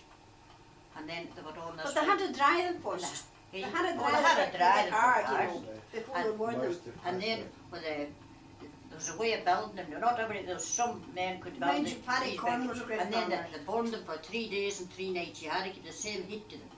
I mind John McKiernan there building the brick. Jimmy, do you mind? And you made Mackie Pat roll that one too. That's only 2 brick kilns, but there's only certain men And could build them. who owned the brick kiln? That brick kiln over there, that's from the farmer's land now. I suppose everybody would use it that time, and And that Paddy Grugan there, his grandmother, when she lived up there, there's a place they call it the brick hole where they dug out the clay. So a lot of the land here is blue clay. and you're down at Granny's. Our grandmother, she was Kelly from Cloppin. Well, sure that field up there in front of the bungalow, they call it the brick hole. That's where they took the blue clay out. They made it a blue clay. That's why they done it. Took an awful lot of heat. And they to worked burn hard, mind you, it. that. See, our house was built with brick. No, and that barn, see all them houses, they was all brick. But they all burned them. They were all burned them. Because But how did they find this out? This is what I often wonder at.